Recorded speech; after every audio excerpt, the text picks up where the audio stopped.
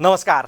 अपराध रहित समाजको अभ्यास कार्यक्रम क्राइम बिटको अर्को एपिसोडमा म प्रस्तुता मनोज भुजेल हार्दिक स्वागत गर्छु। समाजमा हुने अपराधका विभिन्न घटना, अपराध नियन्त्रणमा खटिने सुरक्षा निकायको भूमिका, यहाँ भित्रका व्यथिति, सम्भावित अपराध रोक्ने उपाय तथा अपराध रहित समाजका अभ्यासका सन्दर्भहरू, उदाहरण र तथ्यसहितका विषयहरू क्राइम बिटमा हामी प्रस्तुत गर्ने गर्छौँ। विशेष गरी प्रदेश 1 का घटना सन्दर्भहरू, अनुसन्धानको सेरोफेरो र सुरक्षा निकायका क्रियाकलाप हाम्रो प्राथमिकतामा हुनेछन्। दर्शकहरू, आज कार्यक्रम क्राइम बिटमा फेरि पनि क्राइम टक मात्र गर्न गइरहेका छौँ। नेपालमै चर्चित प्रकरणमध्ये एक हो 33 केजी सुन प्रकरण। 2074 को यो प्रकरणमा मोरङ उर्लाबारीका सनम साक्यको निकै क्रूरतापूर्वक हत्या भएको थियो। हत्या पश्चात यो घटना अनुसन्धान जोडिँदै गएर त्यस बेलाका बहालवाला प्रहरी र पूर्व प्रहरी अधिकारी समेत तानिएका थिए। युएईबाट त्रिभुवन विमानस्थल हुँदै बाहिरिएको 33.5 केजी सुन हराएपछि लुकाएको आशंकामा चुडामणि उप्रेती उर्फ गोरेको समूहले सनम साक्यलाई करेन्ट लगाएर यातना दिँदै हत्या गरेको थियो। पूर्व एवं बालवाला उच्च प्रहरी अधिकारीलाई समेत हिरासतमा लिएर सुन तस्करी एवं हत्या अनुसन्धान गर्नु निकै चुनौतीपूर्ण मानिएको थियो। यो घटनाको मुख्य अभियुक्त गोरे र उच्च प्रहरी अधिकारीसहित 75 जना विरुद्ध दर्ता भएको मुद्दा अहिले पनि विचाराधीन अवस्थामा छ।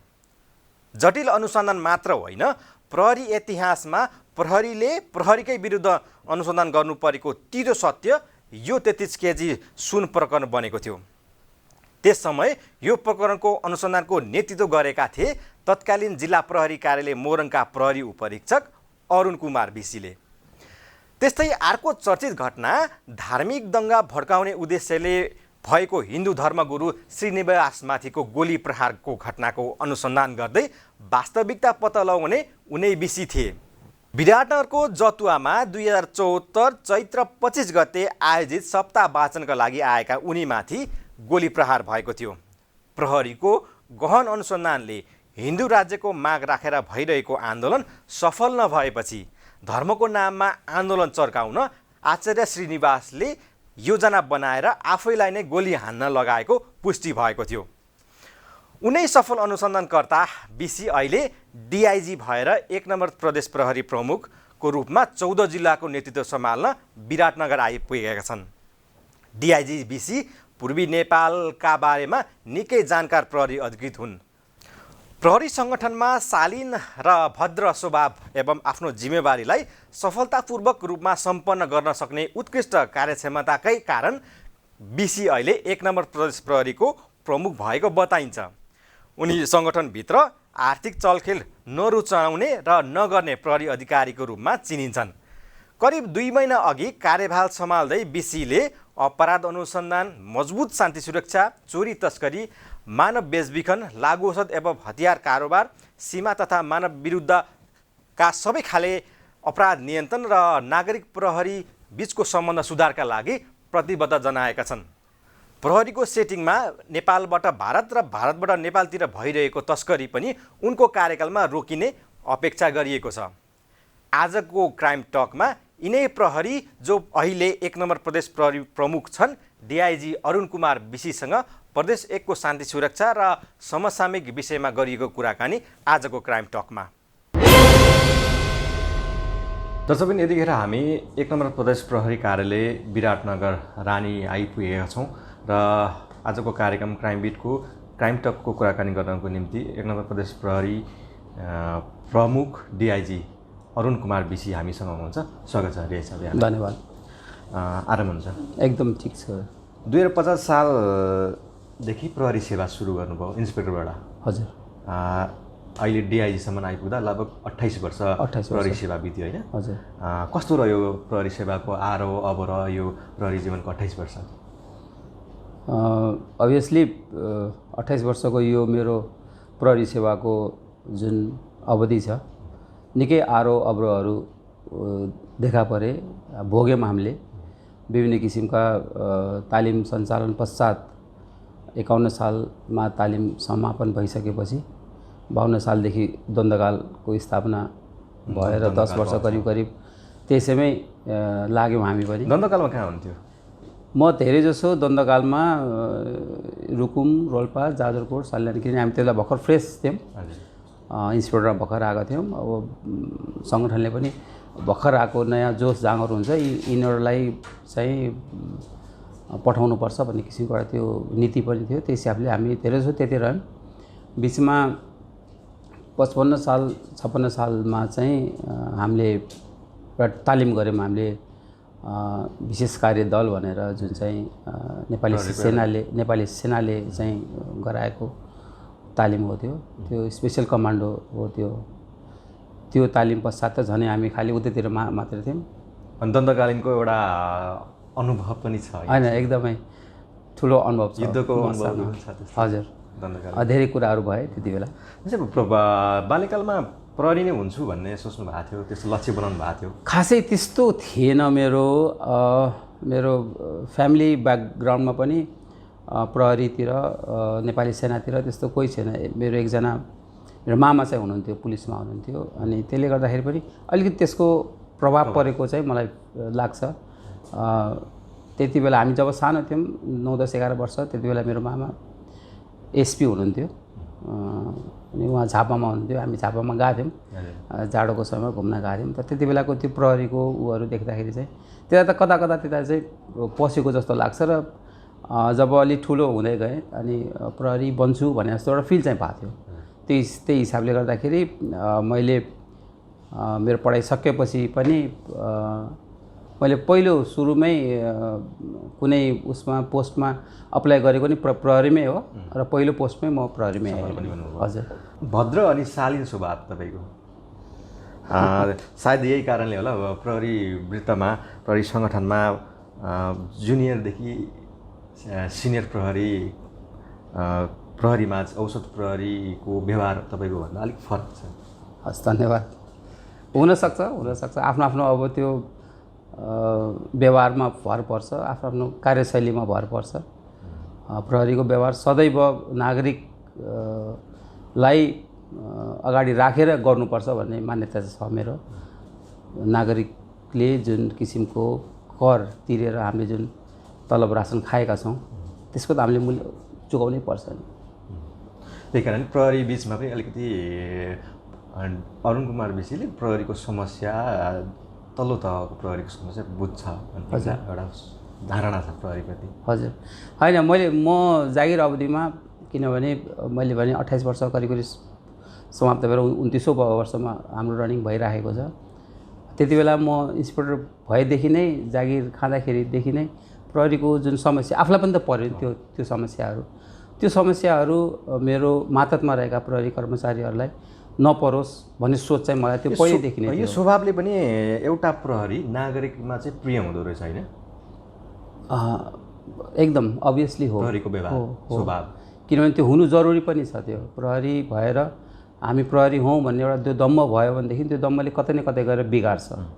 त्यसले गर्दाखेरि हामीलाई नेपाल सरकारले, कानुनले जुन किसिमको अख्तियारी दिएको छ, जुन किसिमको एउटा अधिकार दिएको छ, कानुनको दायराभित्र रहेर अपराधीहरूलाई कानुनको दायरामा ल्याएर कानुनी कारबाही गर्ने भन्ने जुन छ, त्यो त हामीलाई अलमोस्ट करिब सबै प्रहरी अधिकारीलाई भएको अधिकार हो। त्यो हामीले गर्नुपर्ने कर्तव्य पनि त्यही हो।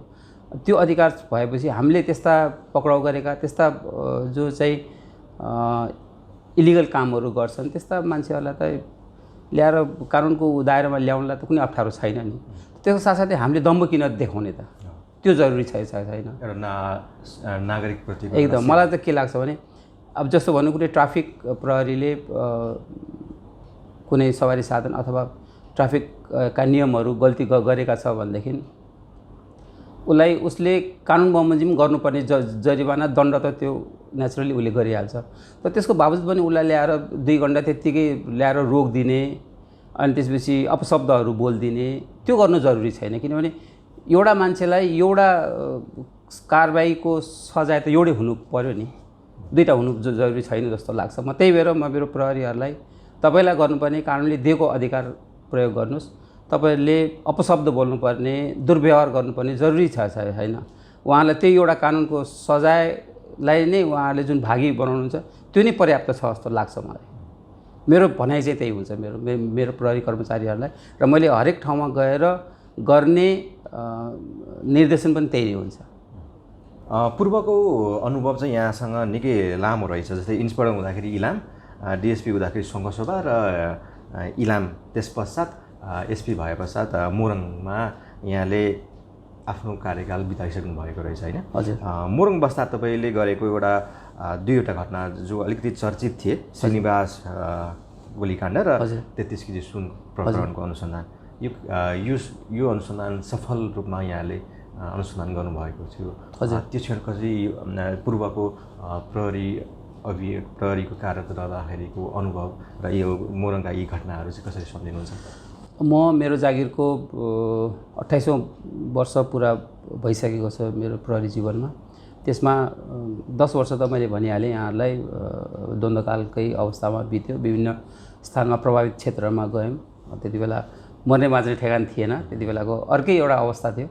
तस पश्चातको मेरो प्रहरी जीवनको धेरै जसो सेवा चाहिँ पूर्व क्षेत्रमै बितेको छ। इन्सपेक्टर हुँदा यहाँले भनिहाल्नुभयो, म इलाम थिएँ, 17-18 महिना बसेँ। त्यसपछि मेरो प्रमोसन भयो, म सङ्घसभा गएँ, त्यहाँ बसेँ। तत्पश्चात फेरि धनकुटामा जिल्ला प्रहरी कार्यालय डिएसपी थियो, त्यति बेला डिएसपी थियो सायद, मलाई लाग्छ म पछि अनि एसपी भएको जस्तो लाग्छ मलाई।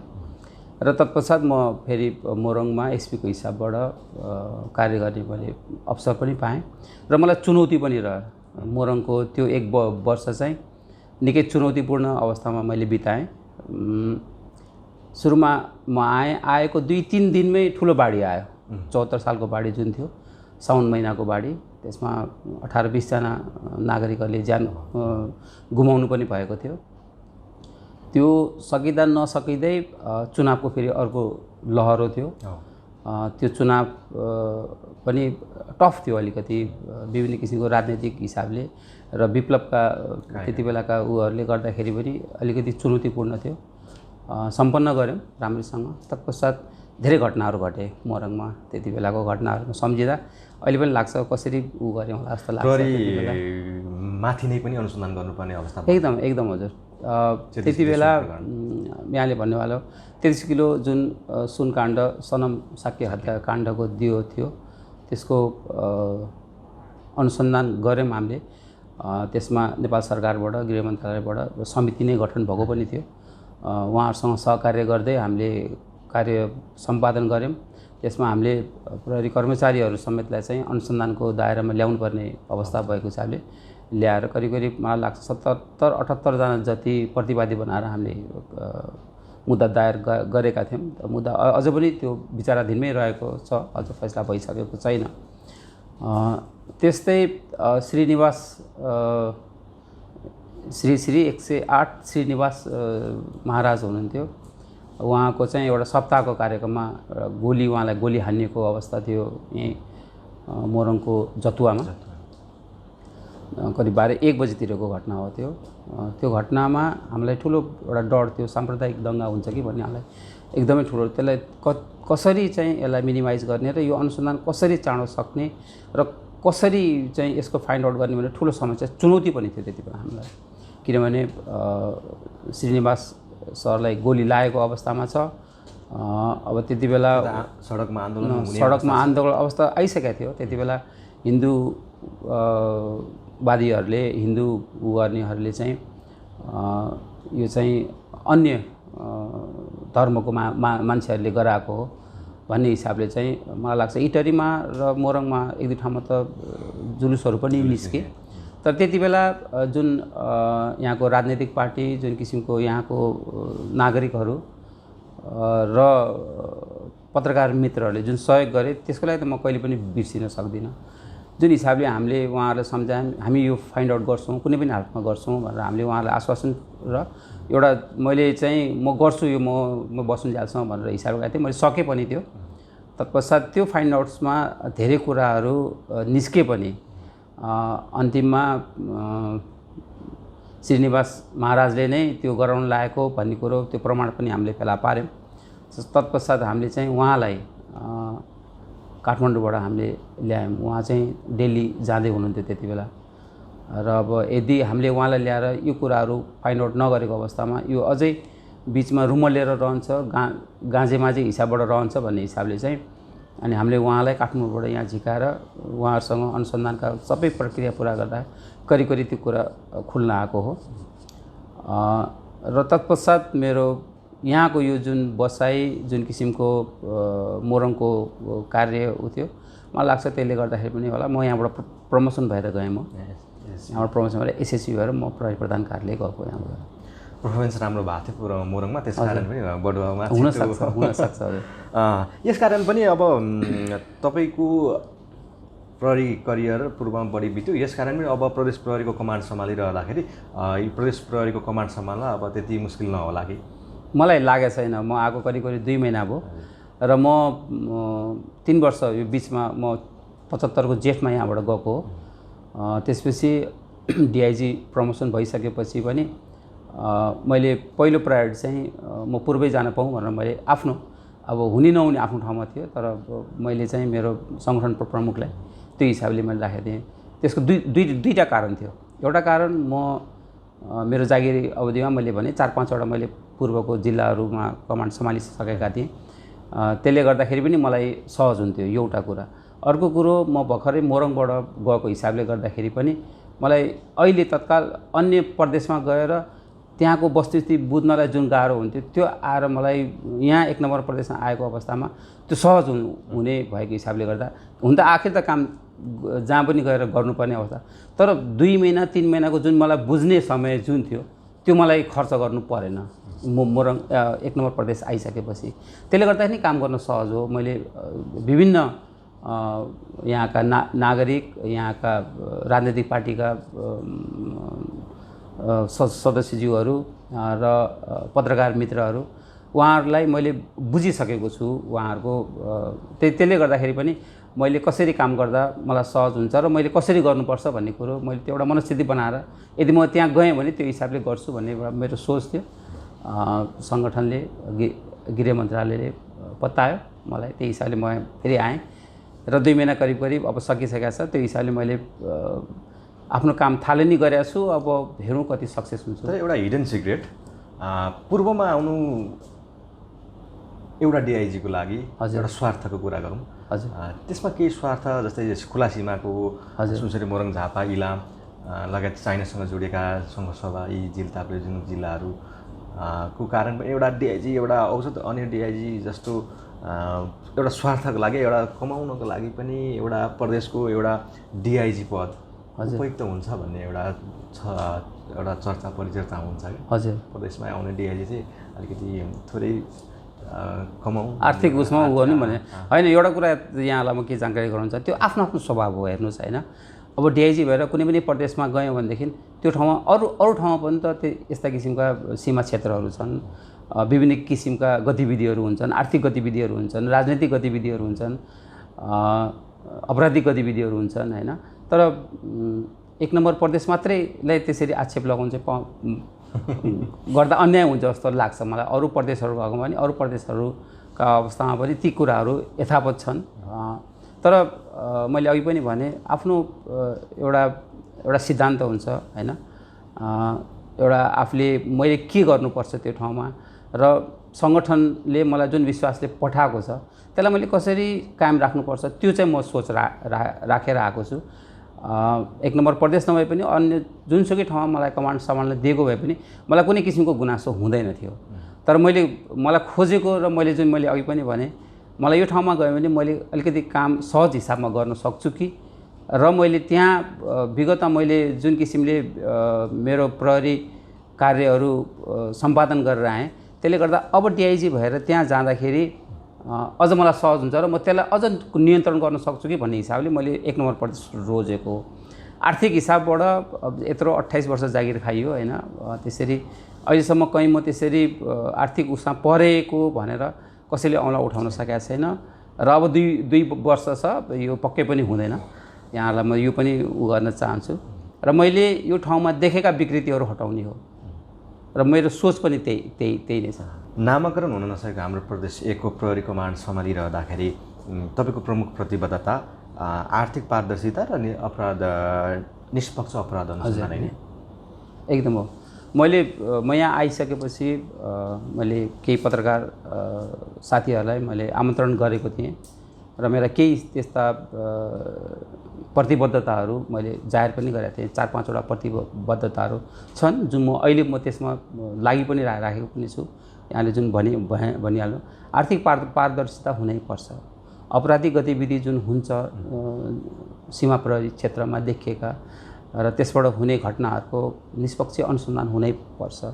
किनभने एउटा कहावतै छ, बरु 100 जना अपराधी छुटुन् तर एकजना निरपराधी नपरोस् भन्ने जुन हाम्रो मूल मन्त्र छ। त्यो हिसाबले हामीले निष्पक्ष गर्नै पर्छ। कसैको उसमा आएर गर्दा त्यसले भोलि त्यो निर्दोषले पाएको सजाय तपाईँ राति ओछ्यानमा सुत्दाखेरि पनि तपाईँले दिउँसो जे जस्तो काम कारबाही गर्नुभयो त्यसको राति तपाईँले एकछिन मनन गर्दाखेरि ओहो मैले निरपराधीलाई फसाएँ कि भन्ने जुन तपाईँमा सोच आयो भने त्यसले तपाईँलाई सुत्न दिँदैन। तपाईँले अरूलाई ठग्न सक्नुहुन्छ, तपाईँले आफूलाई ठग्न सक्नु हुँदैन। त्यस कारण ती कुराहरूलाई चाहिँ मान्यता राख्नुपर्छ। हामीले प्रहरी कार्य वास्तवमा कठिन छ। धेरै कुराहरूले हामीलाई अप्ठ्यारा स्थितिहरू पारेका हुन्छन्। अपराध अनुसन्धानको उसमा भयो, चाहे अन्य कुनै किसिमको कार्यहरू गर्दाखेरिको अवस्थामा विभिन्न किसिमका राजनैतिक उहरू आउने गर्छन्। तर त्यसलाई हामीले हाम्रो व्यावसायिक हिसाबबाट हेर्नुपर्ने हुन्छ हैन। निश्चय पनि हो, उहाँहरूको पनि आफ्नो बाध्यता हुन्छ। कतिपय अवस्थामा उहाँहरूले आफ्नो राजनीतिको लागि पनि केही कुराहरू चाहिँ आग्रह गर्नुपर्ने हुन्छ। त्यो हामीमा पनि हुन्छ, हामी सामाजिक जीवन बिताएका मान्छेहरूमा पनि हुन्छ। तसर्थ त्यसलाई मैले कति गर्ने कति नगर्ने भन्ने कुरो मैले नै मनन गर्नुपर्छ जस्तो लाग्छ। र गर्नुपर्ने काम जुन छ मैले गर्न सक्ने छु भने पहिले गर्दा केही अप्ठ्यारो हुन्छ जस्तो लाग्दैन मलाई। तर मैले अब आफ्नो नैतिकता नै गरेर गर्नुपर्ने अवस्थामा चाहिँ म त्यो ठाउँमा चाहिँ अडिक हुन्छु। म चाहिँ गर्दिनँ त्यो कामहरू। त्यसमा पनि अब प्रदेश 1 मा खुला सीमा जोडिएका, भारत र चाइनासँग जोडिएका बोर्डरसँग रहेका जिल्ला, यो चाहिँ नियन्त्रणमै आउन नसक्ने यो सीमा तस्करी, त्यसमा यो सीमा तस्करीको विषयमा प्रहरी पटक आर्थिक मामलामा विवाद पर्ने, आर्थिक लाभ लिएको आरोप लाग्ने यी घटनाहरू त उदाहरणका रूपमा हामीले देखिरहेका छौँ। हजुर, जुन यो यहाँको जुन मुख्य प्रतिबद्धता आर्थिक पारदर्शिता र जुन प्रहरीसँग जोडिने विषयवस्तु भयो, यो कुरा नियन्त्रण गर्न सकिन्छ त? होइन, नियन्त्रण गर्न नसकिने भन्ने कुरा होइन, तर जिरोमै ल्याउन 14 वटा जिल्ला हामी सक्दैनौँ। अब 14 वटा जिल्ला मध्येमा विशेष गरेर भारतसँग जोडेका 3टा मुख्य जिल्लाहरू सुनसरी, मोरङ र झापा र केही भाग इलामकाहरू छन् जुन चाहिँ भारतीय नाकासँग जोडिएका छन् र खुला सिमाना छ। यहाँले भनिहाल्नुभयो खुला सिमाना। हाम्रो त्यसरी खुला सिमाना रहेको मान्छे आवत जावत गर्ने भारतीय नागरिक, नेपाली नागरिकहरू जुन खरिदको लागि अथवा सामान किनमेलको लागि अथवा औषधि उपचारको लागि जुन हिसाबले खुला सिमानाबाट आवत गर्ने करिब 292-95 जति मान्छेहरू त्यस्तो स्थानबाट आवत गर्छन्। हाम्रो 1 नम्बर प्रदेशको कुरा गर्दैछु। त्यो सबै ठाउँमा हाम्रो प्रहरीहरू हामीले तैनात गर्न सकेका छैनौँ किनभने हामीसँग प्रहरीको जनशक्ति नै कम छ। हामीसँग यस 1 नम्बर प्रदेश प्रहरी कार्यालयमा 11,420 जना प्रहरीको दरबन्दी रहेको अवस्थामा करिब 1100 दरबन्दी त हाम्रो खाली नै छ अहिले। त्यसले गर्दाखेरि करिब 9,800 जति चाहिँ हाम्रो प्रहरीहरू तैनात छ। त्यसमा पनि विभिन्न किसिमका जस्तो मर्यादा पालक लगायतका अनि सेक्युरिटी गार्डका यो गार्ड जुन हाम्रो पिएसओहरू हुन्छन् ती जो चाहिँ अपराध अनुसन्धानमा र त्यस्ता सीमावर्ती क्षेत्रमा खटिँदैनन् त्यस्ता प्रहरी कर्मचारीहरू करिब 1,100 जना जति छन्।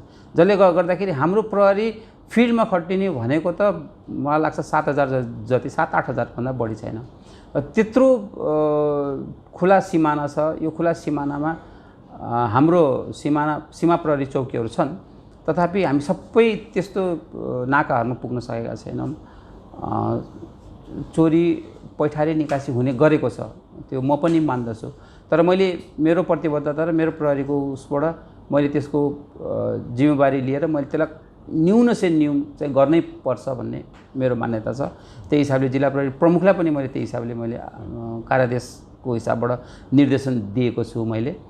अब विगतमा केही कुराहरू आए, प्रहरीको उसमा पनि विभिन्न किसिमका लान्छनाहरू लागे, छानबिन समितिहरू गठन भए, केही कुराहरू त्यसमा हामीले प्रहरीलाई कारबाही पनि गऱ्यौँ। हामीले गलत काम गर्छ भनेदेखि हामीले छोड्नुपर्ने जरुरी छैन जस्तो लाग्छ, किनभने प्रहरी सङ्गठनको त्यो जुन छवि छ त्यसमा केही प्रहरी कर्मचारीहरूका गल्तीले गर्दाखेरि सम्पूर्ण प्रहरी सङ्गठनमै आँच आउने किसिमका कार्य भयो भनेदेखि त्यसलाई हामीले लुकाइराख्नुपर्ने जरुरी छैन, किनभने प्रहरी सङ्गठनमा प्रहरी कार्य प्रहरी सेवा गर्छु भनेर मान्छे थुप्रो छन्। अझ पनि अहिले पनि हाम्रो भर्ना खुल्यौँ भनेदेखि हामीले मागेको भन्दा धेरै गुणा प्रहरीमा आउनको लागि आवेदनहरू आउने गर्छ। त्यसकारण चाहिँ प्रहरीमा त्यस्ता मान्छे जो चाहिँ दूषित मनोभाव लिएर आएका छन् त्यस्ता मान्छेलाई हामीले छनौट गर्नै पर्छ, त्यस्ता मान्छेलाई हामीले निकालेर फाल्नै पर्छ। त्यो हिसाबले हामीले गरेका छौँ। अब मैले भने 100% म त्यो नियन्त्रण गर्छु भनेर त म पनि भन्न सक्दिनँ। धेरै समस्याहरू कठिनाइहरू छन्, त्यसमा लुपोसहरू पनि छन् त्यस्ता। तर मैले गर्न सक्ने र मेरो प्रहरीलाई मैले गराएर जुन किसिमको नियन्त्रण गर्नुपर्ने त्यसमा म लागि परेको छु। गैर व्यवसायिक कार्य गर्ने त्यस्ता प्रहरीलाई पक्कै पनि यहाँले कारबाही गर्नु होला। हजुर। तर तपाईँहरूले गर्ने कारबाही को नाम चाहिँ सिर्फ त्यो छानबिन समिति कारबाहीको हुने चाहिँ तल्लो दर्जाका प्रहरी मात्रै त्यसमा मुछिने अवस्था छ। सिनियर प्रहरी अधिकृतहरू चाहिँ चोखिने अवस्था छ होइन। विगतका केही उदाहरणहरूले यहाँ जानकारी पनि हुनुहुन्छ होला। प्रहरीको कारबाही चाहिँ एउटा जुनियर प्रहरीहरू मात्रै सीमित हुने त्यो अवस्था त प्रहरीमा एउटा स्पष्ट देखिने उदाहरण पनि हो नि। हजुर, होइन अब के हुन्छ भनेदेखि हेर्नुहोस्, हाम्रो प्रहरी सङ्गठनको एउटा रेसियो हेर्नुभयो भने पनि हाम्रो सिनियर प्रहरी अधिकृतहरू र जुनियर प्रहरी अधिकृत र प्रहरी जवान, प्रहरी हल्दार प्रहरी जवानको त्यो ठुलो एउटा ऊ चाहिँ छ। जस्तो हाम्रो प्रहरी जवान प्रहरी हल्दारहरू नै करिब 70-75%ले ओगटेको छ भने प्रहरी सिनियर प्रहरी अधिकृतहरू 2 या 3% मात्रै छन्। र फिल्डमा खटिने नै प्रहरी जवान प्रहरी हल्दार जुनियर प्रहरी अधिकृतहरू धेरै जसो प्रहरी चौकी प्रहरी अस्थायी प्रहरी पोस्ट जुन इलाका प्रहरीहरू जुन हुन्छ त्यसमा कतिपय स्थानहरूमा जुनियर प्रहरी अधिकृतहरू नै प्रमुख हिसाबमा रहेका हुन्छन्। र अब जस्तो यहाँले भन्नुभयो नाकाको कुराहरू आए, नाकाहरूको अक्सर नाकाहरूमा जुनियर प्रहरी अधिकृतहरू नै रहेका हुन्छन्।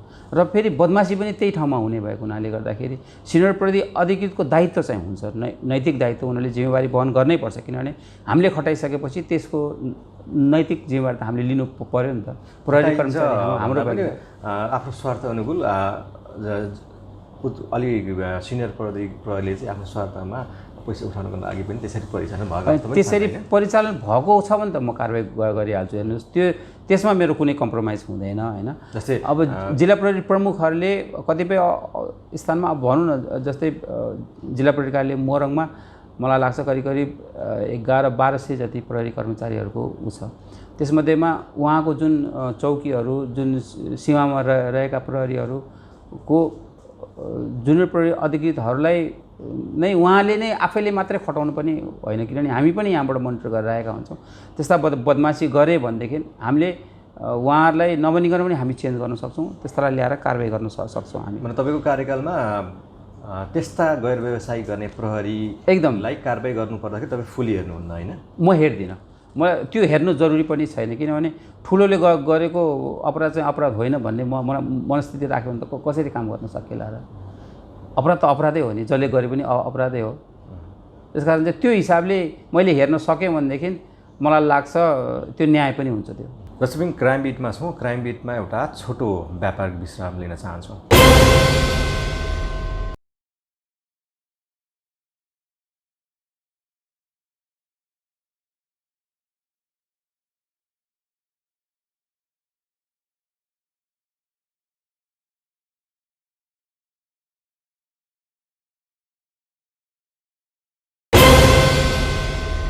यो छोटो व्यापारिक विश्रामपछि पुनः स्वागत छ कार्यक्रम क्राइम बिटको क्राइम टकमा आज हामी कुराकानी गरिरहेका छौँ 1 नम्बर प्रदेश प्रहरी कार्यालय विराटनगरका प्रमुख डिआइजी अरुण कुमार बिसी। पुनः स्वागत छ डिआइजी यहाँलाई। हामीले अलिकति सीमा अपराध त्यसमा प्रहरीको जोडिने विषयवस्तुहरू केही हिसाबले छलफल गऱ्यौँ। भारतसँग जोडिएका 1 नम्बर प्रदेशका सुनसरी, मोरङ, झापा, इलाम र उत्तरी चाइनासँग जोडिएको सङ्घसभा, ताप्लेजुङ र सोलुखुम्बुमा हुने सीमा हुने तस्करी नियन्त्रणमा तपाईँको स्ट्राटेजी चाहिँ के छ? यो नियन्त्रणको लागि जस्तै अलिकति हामीले थोरै छलफल गरौँ, तर अब ठ्याक्कै त्यसलाई नियन्त्रणमा हुनु त यो नियन्त्रणमा आउने विषयवस्तु होइन, त्यसलाई न्यूनीकरण गर्ने तपाईँको कार्ययोजना चाहिँ के छ? मैले अघि भने जस्तो म 1 नम्बर प्रदेश जाउँ भनेर मैले जुन हिसाबले मैले मेरो सङ्गठन प्रमुखलाई भने त्यसको एउटा उद्देश्य के थियो भनेदेखि मैले नियन्त्रण गर्नुपर्ने त्यस्ता सीमा चोरी, निकासी, तस्करीहरू जुन हुन्छन् त्यस्ता तस्करीहरूका केही व्यक्तिहरू म मोरङ बस्दाखेरि पनि मलाई त्यो नलेज थियो। पहिचान गर्नु भएको छ? पहिचान भन्दा पनि मलाई थाहा छ कसरी के किसिमको चाहिँ गर्छन् र कसरी गर्छन् भन्ने। र म डिआइजी भएर म बस्नुपर्ने पनि मोरङ नै भएको हिसाबले गर्दाखेरि पनि मैले त्यो कुरालाई मैले जिल्लाको एसपी साहबलाई जुन हिसाबले मैले एउटा चाहिँ ट्रेन गराएको छु, यो मान्छेहरूबाट यो किसिमको चाहिँ हुनसक्ने उहरू छ, किन विगतमा ती कुराहरू भएका छन्, ती मान्छेहरूलाई चाहिँ वाच गर्नुहोस्, कन्ट्रोल गर्नुहोस्। र ती मान्छेहरूसँग हाम्रा जुन अब सादा पोसाकका प्रहरी भन्छन्, हामीले भन्ने सादा पोसाकका प्रहरी हो, त्यो प्रहरीको छुट्टै एउटा अहम भूमिका छ, जिम्मेवारी पनि छ, तर त्यसलाई बदनाम गरेका छन् घुमुवा प्रहरीको हिसाबबाट भनेर चाहिँ विभिन्न किसिमका चाहिँ पैसाहरू उठाउने भन्ने किसिमको त्यो भएको हिसाबले गर्दाखेरि पनि मैले यो तरिकाले यो ठाउँबाट यस्तो किसिमको सामानहरू जान सक्ने मेरो विगतको अनुभव हो। त्यो हिसाबले तपाईँले हेर्नुहोस् है, किनभने यो ठाउँमा धेरै किसिमका विकृतिहरू, म मोरङ बसेको हिसाबले मैले आफ्नो मोरङको म कुरा गर्दैछु, त्यो त्यस्तै सुनसरी पनि एकदमै सेन्सिटिभ छ र झापा पनि छ, र विभिन्न किसिमका सुपारीका कुराहरू आउँछन्, विभिन्न किसिमका केराउका कुराहरू आउँछन्, विभिन्न किसिमका अब स्याउकाण्डकै कुराहरू भए, ती कुराहरूले गर्दाखेरि पनि ती कुराहरूलाई कसरी नियन्त्रण गर्नुपर्छ र कुन नाका चाहिँ भनरेबल छ त्यो कुराहरू मलाई अलिकति आइडिया भएको हुनाले मैले त्यो हिसाबले चाहिँ तपाईँ कन्ट्रोल गर्नुहोस्, तपाईँ सक्सेस हुनुहुन्छ भनेर त्यो हिसाबले मैले सपोर्ट गरेको छु। सुनसरीको एसपी साहबलाई पनि, मोरङको एस साहबलाई पनि, झापाको एस साहब अलिक पुरानै हुनुहुन्छ, उहाँलाई धेरै आइडिया भइसकेको पनि छ। र मैले यो जुन किसिमको नाकामा हुने हुन त नाकाको हिसाबबाट नेपालमा सशस्त्र प्रहरीको जिम्मेवारी हो, त्यहाँबाट हुने विभिन्न किसिमका त्यस्ता अपराधिक गतिविधि लगायतका चोरी निकासी उहरूको उसमा उहाँहरूको जुन बिओपी जुन खटेको छ उहाँहरूको सम्पूर्ण जिम्मेवारी भए तापनि हामी त्यसबाट चाहिँ अलग रहेर बस्न सक्दैनौँ हामी, किनभने सहकार्यबाटै हुने हो कुनै पनि कार्यहरू। मैले अघि पनि भने जुन 292-95वटा जुन खुला सिमाना त्यहाँबाट आवत गर्ने स्थानहरू रहेका छन्, त्यस्ता ठाउँमा सशस्त्र प्रहरीको मात्रै पनि सबै तैनाती भएका छैनन्, नेपाल प्रहरीको पनि छ त्यसमा, कतिपय ठाउँमा खालि सशस्त्रको मात्रै छ, कतिपय ठाउँमा खालि नेपाल प्रहरीको छ। तर सहकार्य गरे पनि कमसेकम त्यो दूरी कम गर्न सकिन्छ र नियन्त्रण गर्न सकिन्छ भन्ने हिसाबमा हामीले विभिन्न किसिमका सहकार्यहरू हामी अहिले पनि लागेका छौँ। सशस्त्रको डिआई साहबसँग, राष्ट्रिय अनुसन्धानको डिआई साहबसँग हाम्रो करिब निरन्तर यही किसिममा यही विषयमा गफ पनि हुन्छ, हाम्रो कुरा पनि गर्छौँ हामी, र नियन्त्रण गर्नको लागि के कस्तो किसिमको चाहिँ रणनीति लिनुपर्छ भन्ने कुराहरू मैले स्पष्ट रूपमा उहाँहरूलाई भनिसकेको छु। र अहिले जुन सादा पोसाकका उहरू छ त्यसलाई अलिक एक्टिभली मैले लगाएको छु मैले, तर त्यसबाट बदमासी हुने कुरामा पनि म सजग छु। विगतमा भएका छन् कतिपय त्यस्ता बदमासीहरू, त्यो बदमासीहरू नहुन् भन्ने मेरो सोच हो, र भएको अवस्थामा मैले छोड्ने कुरा पनि हुँदैन। उहाँ त्यो सँगसँगै एउटा सीमा तस्करीको विषय छँदैछ, त्यसमा पनि अब यो सीमा अपराधका विषयहरू पनि छन्, चेलीबेटी बेचबिखनका कुराहरू पनि छन्। यस्ता कुराहरूलाई नियन्त्रणको लागि चाहिँ सीमाबाट अलिक बढी अब चुनौती त लागु ओसार पसारको सबभन्दा ठुलो टाउको दुखाएको विषय तपाईँहरूको। त्यो बाहेक अब हतियार कारोबारका विषयहरू पनि यावत आइरहेका हुन्छन्, चेलीबेटी बेचबिखनको कुराहरू आइरहेका छन्। त्यस्ता कुराहरू नियन्त्रणको लागि चाहिँ यहाँको स्ट्राटेजी एउटा हामीले चोरी तस्करीको कुरा गऱ्यौँ, अब सीमा अपराधका कुराहरू अब जस्तै मानव बेचबिखनको कुरा गर्नुभयो यहाँले, यसमा विभिन्न संस्थाहरू विभिन्न निकायहरू हामीसँग सहकार्य गर्छन्। इभन बोर्डरकै कतिपय स्थानहरूमा पनि उहाँहरूको आफ्नो त्यस्तो किसिमको पोस्टहरू छ जसमा हाम्रो प्रहरी पनि सँगै रहेका हुन्छ, र जस्तै माइती नेपालका कुराहरू भए, एबिसीका कुराहरू भए, विभिन्न अरू संस्थाहरूसँग हाम्रो सहकार्य हुन्छ यसमा। र त्यसरी लिएर जान लागेका व्यक्तिहरूलाई जुन किसिमको एउटा हामीले अनुसन्धान गर्नुपर्ने हुन्छ, जुन किसिमको एउटा सोधपुछ गर्नुपर्ने हुन्छ, त्यो स्ट्रिक्टली हामीले गरेका छौँ र त्यसलाई शङ्का लागेको अवस्थामा ल्याएर अन्य थप अनुसन्धान सम्बन्धित जिल्ला प्रहरी कार्यालयले गरेको र पत्ता लागेको पनि छ। लागु औषधको विषयमा कुरा गर्दाखेरि मोरङ सुनसरी झापामा यो अलिकति विकराल रूपमा देखेको छु मैले अहिले पनि। तपाईँको यहाँबाट गाँजाहरू भारत जाने त्यो किसिमको विभिन्न यो जस्तै उदयपुर र धनकुटाको माथिल्लो भेगमा जहाँ चाहिँ उत्पादनहरू भएको त्यसको पनि हामीले रोकथाम र त्यसलाई नियन्त्रण गर्नको लागि पनि वर्षेनी हामीले प्रहरीहरू थुप्रो मात्रामा खटाएर त्यस्ता फडानीहरू गरेका रेकर्डहरू हामीसँग थुप्रो छ। र म आइसकेपछि मैले के सोचेँ भनेदेखि अब यसरी फडानी मात्रै गरेर यसको निराकरण हुन्छ जस्तो मलाई लागेन र मैले मेरो सम्बन्धित त्यस्ता प्रभावित रहेका जिल्ला प्रहरी प्रमुखहरूलाई अहिले के निर्देशन दिएको छु भनेदेखि अब त्यस्ता गाँजाहरू जहाँ चाहिँ उहाँहरूले रोप्नुहुन्छ, बिरुवा ठुलो पार्नुहुन्छ र त्यसरी गर्नुहुन्छ, प्रशोधन गर्नुहुन्छ, त्यस्ता मान्छेहरूको लगत राख्नु पऱ्यो। कसको जग्गामा हुन्छ त्यो?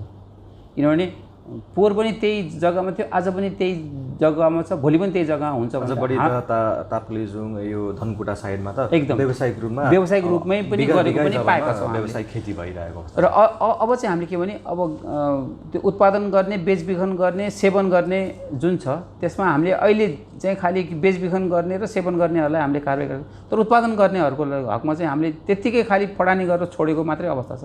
अब यसपालिदेखि चाहिँ ती उत्पादन गर्ने जसले गाँजा लगाउँछन् त्यस्ता मान्छेलाई पनि ल्याएर कारबाही गर्ने भन्ने हिसाबले मैले एउटा रणनीति बनाएको छु।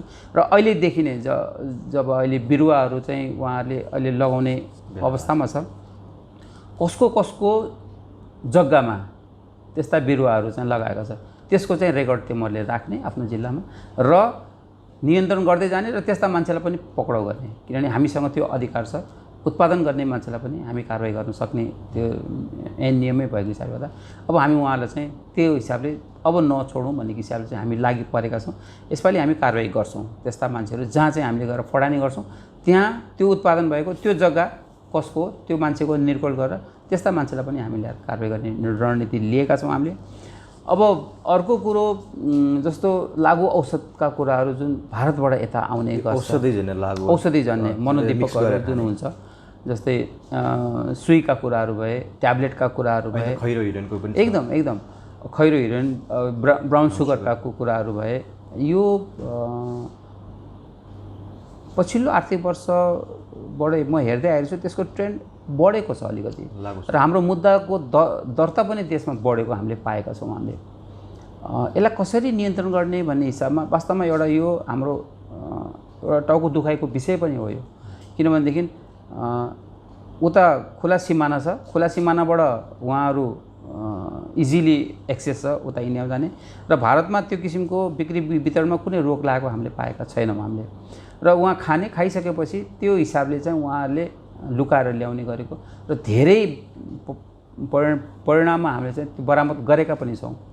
हामीले विगतमा यसलाई अलिकति नियन्त्रण र गर्नको लागि जस्तै सुनसरीले, मोरङले चाहिँ अभियानै हामीले सञ्चालन गरेका थियौँ। एउटा क्यान भन्ने चाहिँ एउटा हामीले अभियान सञ्चालन गरेका थियौँ। त्यस्तै गरेर एउटा अर्को मोरङले गरेको छ, त्यसमा चाहिँ यो लागु औषधको विरुद्धमा लाग्ने अभियानको हिसाबबाट चाहिँ कसरी त्यसलाई लाने भनेर एउटा स्ट्राटेजी हामीले बनाएका छौँ। र म यहाँ एसपी भएर बस्दाखेरिको अवस्थामा पनि त्यति बेला इलाका प्रहरी कार्यालय रानी जुन थियो त्यति बेला त्यस्ता मान्छेहरू जो मान्छे चाहिँ सेवन गरेर आएका हुन्थे त्यस्ता मान्छेहरूलाई हामीले चाहिँ राखेर एउटा सेल्टर जस्तै बनाएका थियौँ र दैनिक त्यस्ता मान्छेहरूलाई हामी बोर्डरबाटै लगेर हामी उहाँहरूलाई त्यो दिनभरि त्यहीँ नै राख्थ्यौँ र काउन्सिलिङ गर्थ्यौँ। हामी काउन्सिलिङ गरेर यो किसिमको कुराहरूको दुर्व्यवहार र त्यसको चाहिँ हुनसक्ने इफेक्टहरू के हुन् ती कुराहरू हामी उहाँहरूलाई गराउँथ्यौँ र त्यस्तै जसले चाहिँ काउन्सिल गर्न सक्छ त्यस्ता काउन्सिलरलाई पनि हामीले हायर गरेर गरेका थियौँ। र अन्तिममा चाहिँ लिएर जाने बेलामा चाहिँ छोड्ने बेलामा चाहिँ हामी उहाँको अभिभावकलाई बोलाएर जिम्मा लगाउँथ्यौँ। त्यसले एकदमै राम्रो एउटा इफेक्ट चाहिँ भएको थियो।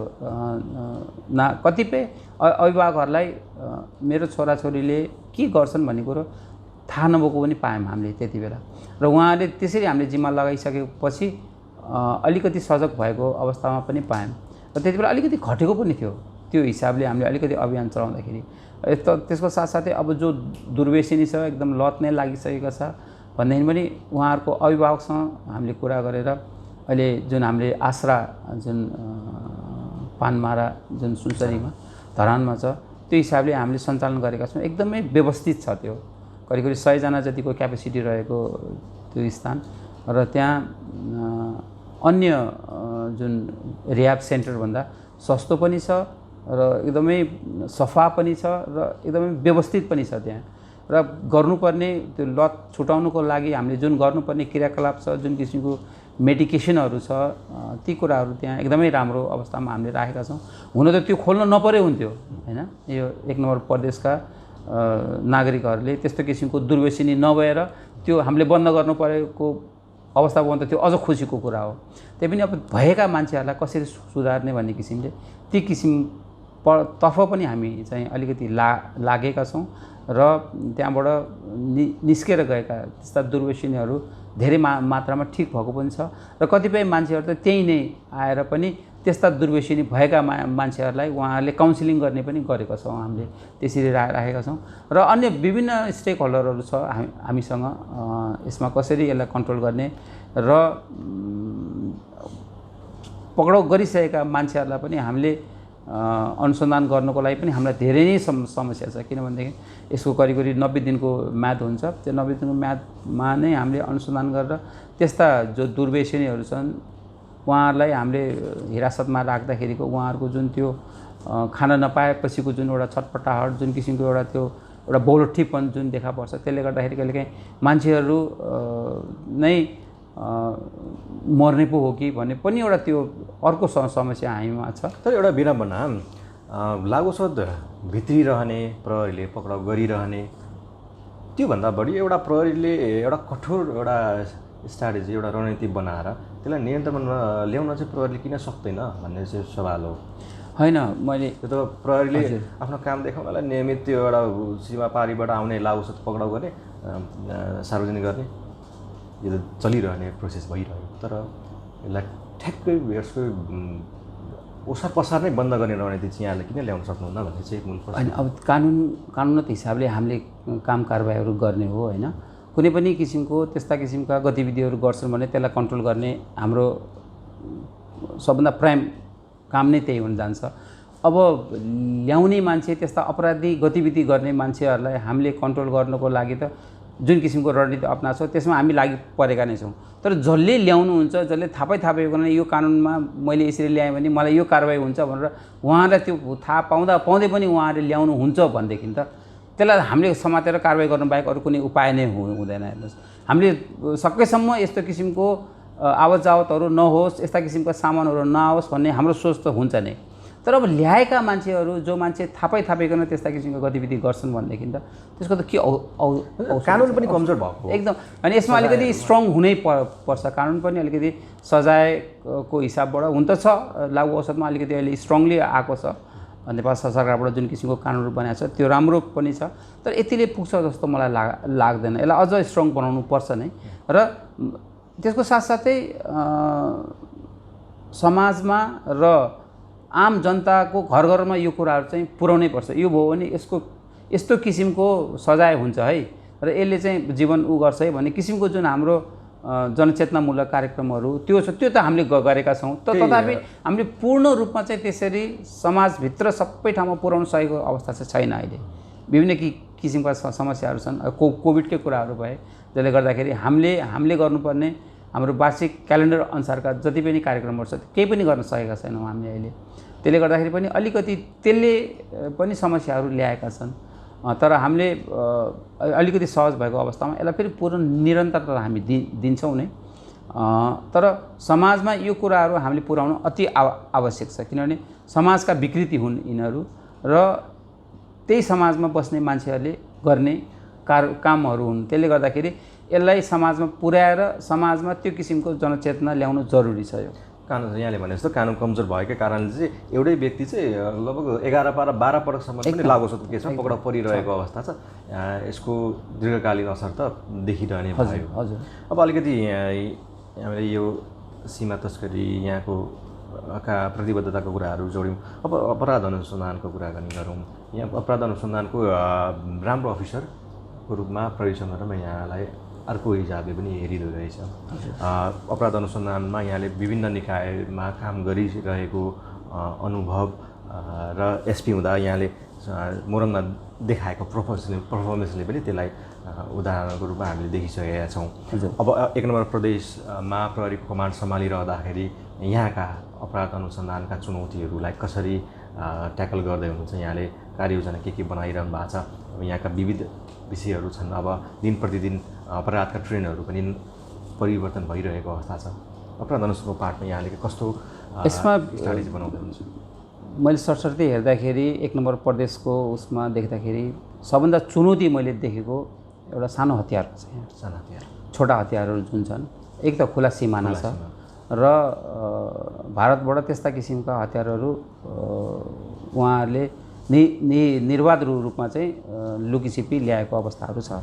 त्यसले गर्दाखेरि सीमावर्ती क्षेत्रमा त्यस्ता किसिमका छोटा साना हतियारबाट हुने अपराधहरू विगतमा पनि धेरै घटेका छन् र हालै पनि एउटा उसमा बेलबारीमा एउटा जुन चाहिँ ब्याङ्कमा चाहिँ लुट्ने सुन चाँदी पसलमा लुट्ने एउटा जुन किसिमको अटेम्प्ट एउटा गरिएको थियो, त्यसमा पनि हतियारहरू चाहिँ हामीले त्यो सिसिटिभीको फुटेजमा हेर्दाखेरि देख्यौँ हामीले। तर ती हतियारहरू मलाई लाग्छ विगतमा द्वन्द्वमा पनि त्यस्ता किसिमका हतियारहरू जुन थिए, ती जुन सबै सरकारमा फिर्ता भइ नसकेको अवस्थाहरू, लुकेर राखेका अवस्थाहरू, जो चाहिँ द्वन्द्वमा रहेका त्यस्ता पार्टीसँग छुट्टिएर रहेर पनि त्यस्ता हतियारहरू लुकाएर राखेका अवस्थाहरूको पनि देखियो पछिको अनुसन्धानमा। त्यही घटनाको उसमा पनि एउटा एसएमजी लगायतको अन्य हतियारहरू 4-5 थान साना हतियारहरू जुन हामीले पछि बरामद गऱ्यौँ 11-12 दिनको त्यो उसमा, त्यो ठुलो सफलता लाग्छ मलाई। किनभनेदेखि त्यति बेला जुन किसिमले मान्छेहरू चाहिँ ज्वेलरी सपमा आएका थिए, मास्क लगाएका थिए, कुनै पनि किसिमले चिन्न सक्ने अवस्थै थिएन त्यति बेला। तर त्यति बेलाको हाम्रो अहिले टेक्नोलोजीले धेरै सपोर्ट गरेको छ हामीलाई। ती टेक्नोलोजीहरूको सपोर्टले गर्दाखेरि हामीले त्यो मान्छेहरूसम्म पुग्ने एउटा चाहिँ बाटो पहिल्याउन सक्यौँ र सफल पनि भयौँ हामी। त्यसकारण चाहिँ सानो हतियारहरूको हिसाबले जुन किसिमको अपराध हुन्छ त्यसको चाहिँ मैले 1 नम्बर प्रदेशमा धेरै सम्भावनाहरू देखेको छु।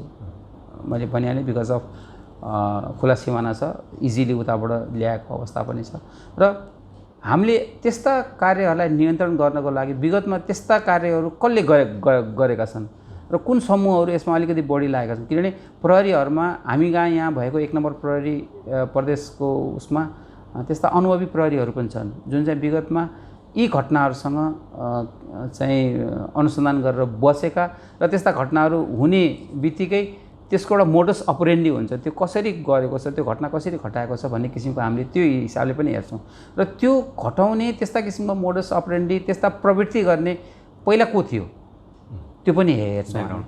त्यसले गर्दाखेरि यो मान्छे यो घटना यस्तो पहिला यो मान्छेले घटाएको थियो अथवा यो समूहले घटाएको थियो, त्यही समूहको हात हुनसक्छ कि भन्ने त्यतातिर पनि हामी अनुसन्धान गर्छौँ। त्यो हिसाबले पनि हामी अगाडि लागेर अनुसन्धान गरेका छौँ र त्यसमा सफल पनि भएको छ नेपाल प्रहरी। जस्तै विभिन्न घटनाहरू जस्तै अब प्रहरी निर्मला प्रकरणको केसमा आलोचित भएको अवस्था पनि थियो।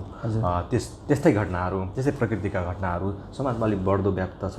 बलात्कारका घटनाहरू, एउटा शङ्कास्पद सम्बन्धका कुराहरू पनि विभिन्न कारणले चाहिँ हत्या जस्ता अलिकति जघन्य टाइपका घटनाहरू पनि अलिकति वृद्धि भइरहेको एउटा जुन घटनाक्रमले पनि देखाउँछ। त्यस्ता घटनालाई ट्याकल गर्नको लागि चाहिँ मेन र मूलतः अपराध अनुसन्धानको मुख्य पाठ पनि भयो। हजुर, त्यस्ता विषयहरूलाई चाहिँ यहाँले यसमा प्रहरीलाई यस्ता घटनाहरूमा अलिक बढी आलोचित हुनुपर्छ होइन। म एउटा कुरा विश्वास नगरिहाल्ने अवस्था पनि बन्दो रहेछ होइन। एउटा कुरा म यहाँहरूको यो जुन सञ्चार माध्यमबाट यहाँ हामी जुन हिसाबले हामी छलफल गरिराखेका छौँ यसबाट एउटा कुरा के पनि भन्न चाहन्छु भनेदेखि यसमा नागरिकहरू सचेत हुनै पर्छ। प्रहरीको अनुसन्धान गर्ने कार्य हो। प्रहरीले कुनै घटना घटे पश्चात त्यहाँ गएर उसले आफ्नो हिसाबले जुन अनुसन्धानका टेक्निक्सहरू छन्, जुन अनुसन्धानका सिलसिलेवार ऊहरू छन्, त्यो हिसाबले उहाँहरूलाई गर्न दिनै पर्छ। किनभने घटना घट्ने बित्तिकै त्यसको प्रहरीमा त त्यो दिव्य ज्ञान हुँदैन कि यो घटना यसैले घटाएको भन्ने कुरो त त्यो थाहा हुँदैन। अनुसन्धान गर्दै जाँदाखेरि त्यसमा जोडिने क्लुहरूले गर्दाखेरि पत्ता लगाउने हो। तर अहिलेको अवस्थामा मैले देखेको एउटा विकृति चाहिँ आएको छ। विकृति आएको म यहाँहरूलाई के भन्न चाहन्छु भने जस्तै युट्युबरहरूका कुराहरू छन् जो कुनै पनि सरकारी नियामकसँग चाहिँ उहाँहरू चाहिँ बाँधेर रहेको मैले पाएको छैन र कुनै घटना घट्ने बित्तिकै सबभन्दा पहिला उहाँले नै पहिलो अनुसन्धान गरिदिनुहुन्छ। त्यसले गर्दाखेरि गिजोलिन्छ त्यस्ता घटनाहरू। प्रहरीले गर्नुपर्ने आफ्नो ट्र्याकमा जानुपर्ने कुरामा त्यहाँ बिथोलिएको अवस्था पाएको छु मैले। धेरै घटनाहरू थियो, निर्मला हत्या प्रकरण काण्डमा नि केही कुराहरू त्यस्ताहरू आए। त्यसमा अझ पनि अनुसन्धान त गर्दैछ प्रहरीले, मलाई लाग्छ यो युट्युबरहरूलाई भाइले पक्राउ गरेर कानुनी कारबाही एकदमै। मैले त म यहाँ आइसकेपछि पनि त्यस्ता किसिमका 2-3वटा घटनाहरू घटे झापामा भए र युट्युबरहरूले त्यहाँ अलिकति बिथोलिएको अवस्था पनि पायो। कतिपय अवस्थामा उहाँहरूलाई अधिकार नभएका कुराहरू उहाँहरूले चाहिँ मान्छेको व्यक्तिगत लाइफ त हुन्छ नि, त्यसरी बिना कारण बिना प्रमाण त्यसरी कुनै पनि सामाजिक सञ्जालमा त्यसरी ल्याइदिनु हुँदैन जस्तो लाग्छ मलाई। त्यसले गर्दाखेरि उहाँहरूलाई पनि अप्ठ्यारो हुन्छ, हामीलाई पनि अप्ठ्यारो हुन्छ। तसर्थ कतिपय ठाउँमा त्यसरी उहाँहरूले गरेको अवस्थामा हामीले युट्युबरहरू त्यस्ता भाइहरूलाई हामीले समातेर कारबाही पनि गरेका छौँ र यो गर्नु हुँदैन भन्ने उहाँहरूको त्यो ज्ञान आउनुपर्छ जस्तो लाग्छ मलाई। उहाँहरूले हामीलाई सहयोग गर्ने हो नि, किनभने समाजमा घटेका घटनाहरू भोलि मलाई पर्न सक्छ, भोलि उहाँलाई पर्न सक्छ। त्यो अवस्थामा अरू मान्छेले आएर गिजल दिएर त्यसलाई अन्तिम निष्कर्षमा ल्याउनै नदिने हो भनेदेखि त समाज भोलि कहाँ जान्छ? त्यो त हामीले विचार गर्नुपर्छ। त्यो उहाँहरूले पनि विचार गर्नुपर्छ जस्तो लाग्छ। कारण प्रहरीले गर्नुपर्ने अनुसन्धानमा उहाँहरूले निष्पक्ष भएर वाचडगको हिसाबमा उहाँहरू बस्नुपर्छ, त्यो जरुरी पनि छ। किनभने प्रहरीले गरेका कतिपय कार्यहरू कहिलेकाहीँ सही बाटो नहुन पनि सक्छ। त्यसमा उहाँहरूले यो चाहिँ यस्तो हो भनेर कतिपय सल्लाह दिन सक्नुहुन्छ, तर उहाँहरू आफै अनुसन्धान गरेर त्यसको कन्क्लुजन भोलिपल्टै निकालिदिनुहुन्छ। त्यो चाहिँ गलत प्रवृत्ति हो, त्यो चाहिँ हटाउनै पर्छ। त्यस कारण त्यो चाहिँ मेरो आग्रह छ यहाँ। अनुसन्धानलाई पनि प्रभावित बनाउने एकदम प्रभावित भएको छ, धेरै ठाउँमा त्यसरी प्रभावित भएका छन्। त्यस्ता कुराहरू चाहिँ नहोस् भन्ने म चाहिँ आग्रह गर्छु। अब यस्ता अपराध अनुसन्धानका पार्टमा काम गरे जस्तै प्रदेश प्रहरीको रिजनल इन्भेस्टिगेसन टिम, रिड, लागु शक्ति नियन्त्रण ब्युरो जस्ता टिमहरू, यहाँ विशेष टिमहरू पनि छन् प्रदेश प्रहरीमा।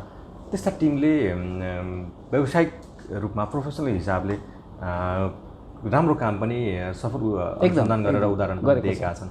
तर एउटा यो पनि भनिन्छ कि रिटमा र ब्युरो, लागु शक्ति ब्युरोमा काम गर्ने प्रहरी प्रोफेसनल नहुँदाखेरिको खण्डमा अनुसन्धानको एउटा निष्कर्षमा टुङ्गामा पुगाउनलाई चाहिँ सिआइबीलाई नै बोलाउनु पर्ने अवस्था। सिआइबी बोलाएको घटना जस्तो झापाका र दराङको घटनामा सिआइबीले पनि अनुसन्धान गरिरहेको छ।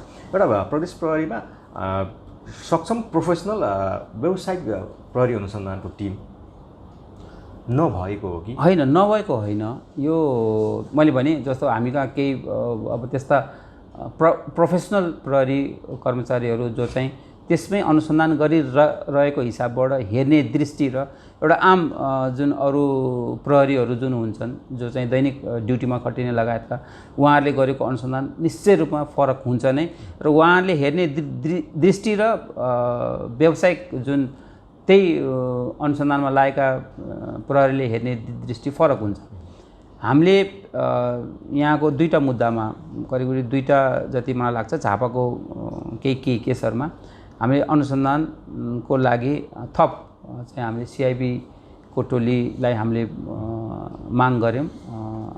प्रहरी प्रधान कार्यालयले पठाए पनि र हामीले उहाँहरूलाई बोलाउनुको उद्देश्य यो होइन कि हामीले गर्न सकेनौँ तपाईँहरू आएर गरिदिनुहोस् भनेर त्यो भन्न खोजेको होइन।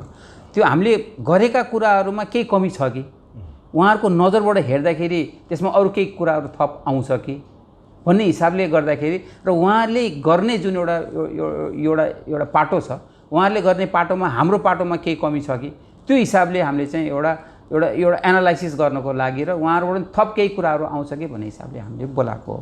निश्चित रूपमा यसरी भनिने गर्छन् जस्तो एउटा दिमागभन्दा 10वटा दिमाग लगाएको कुराहरूमा अझ त्यस चाहिँ एकदमै परिमार्जित भएर आउँछ भन्ने हिसाबले हामीले कुनै पनि अलिकति विशेष किसिमका त्यस्ता किसिमका अलिक गहन सेन्सिटिभ खालका मुद्दा छ भने त्यसमा हामीले त्यो किसिमको छलफल र त्यो किसिमको इन्भेस्टिगेसन सबैजनाले गरेर त्यसको कन्क्लुजन निकाल्नको लागि हामीले त्यो हिसाबले गरेको हो।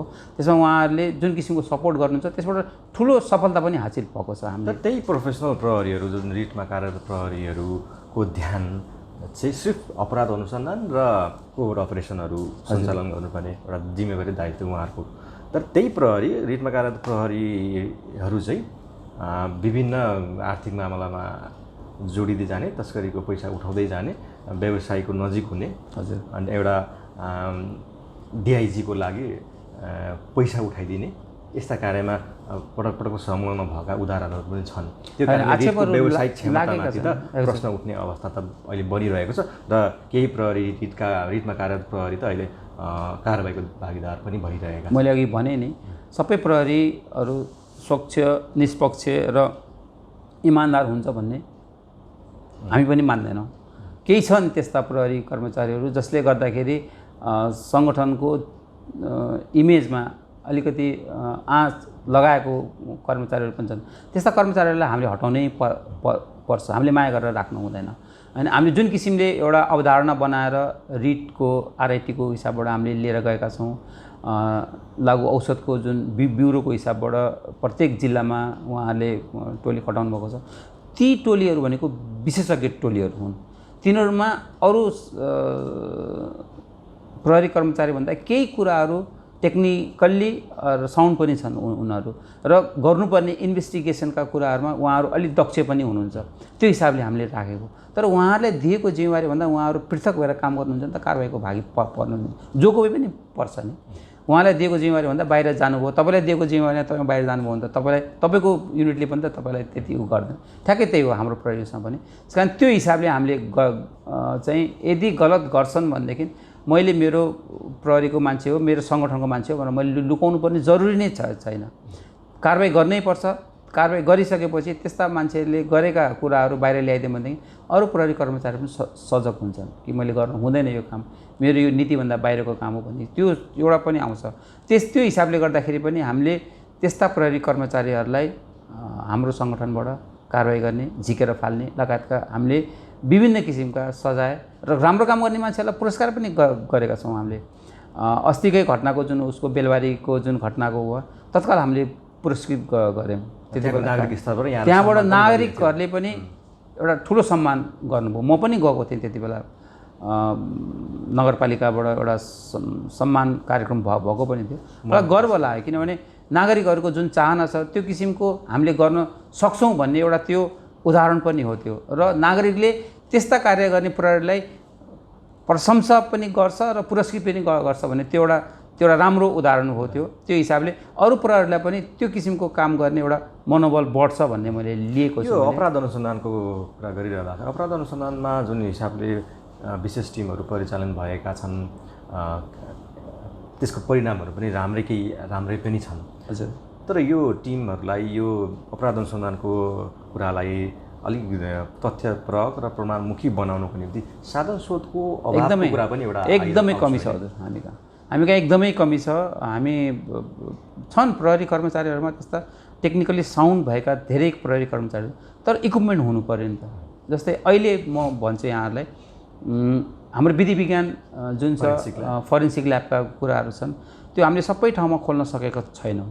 र लागु औषधका जुन त्यो हामी औषधिहरू बरामद गर्छौँ त्यसको हामीले विधि विज्ञानमा त्यो फरेन्सिक टेस्ट गर्नको लागि हामीले काठमाडौँ पठाउनुपर्छ। तर एउटा विडम्बना मैले फरेन्सिक ल्याबको विषय जोडिरहँदाखेरि सँगै प्रहरी कार्यालय धरानमा फरेन्सिक ल्याबको निर्माण भएको छ। तर जोड्दैछु तर भवन चाहिँ फरेन्सिक ल्याबको लागि उपयुक्त छैन भनेर अहिलेसम्म सञ्चालनमा आएको छैन। होइन, त्यो फरेन्सिक ल्याब चाहिँ अहिले एउटा बिपीको एउटा सानो कोठामा चाहिँ सीमित हुनु परेको अवस्था छ। उपयुक्त होइन। म अस्ति पनि गएर हेरेँ। म आइसकेपछि त्यो स्थानमा गएर त्यो ल्याबको मैले निरीक्षण पनि गरेँ।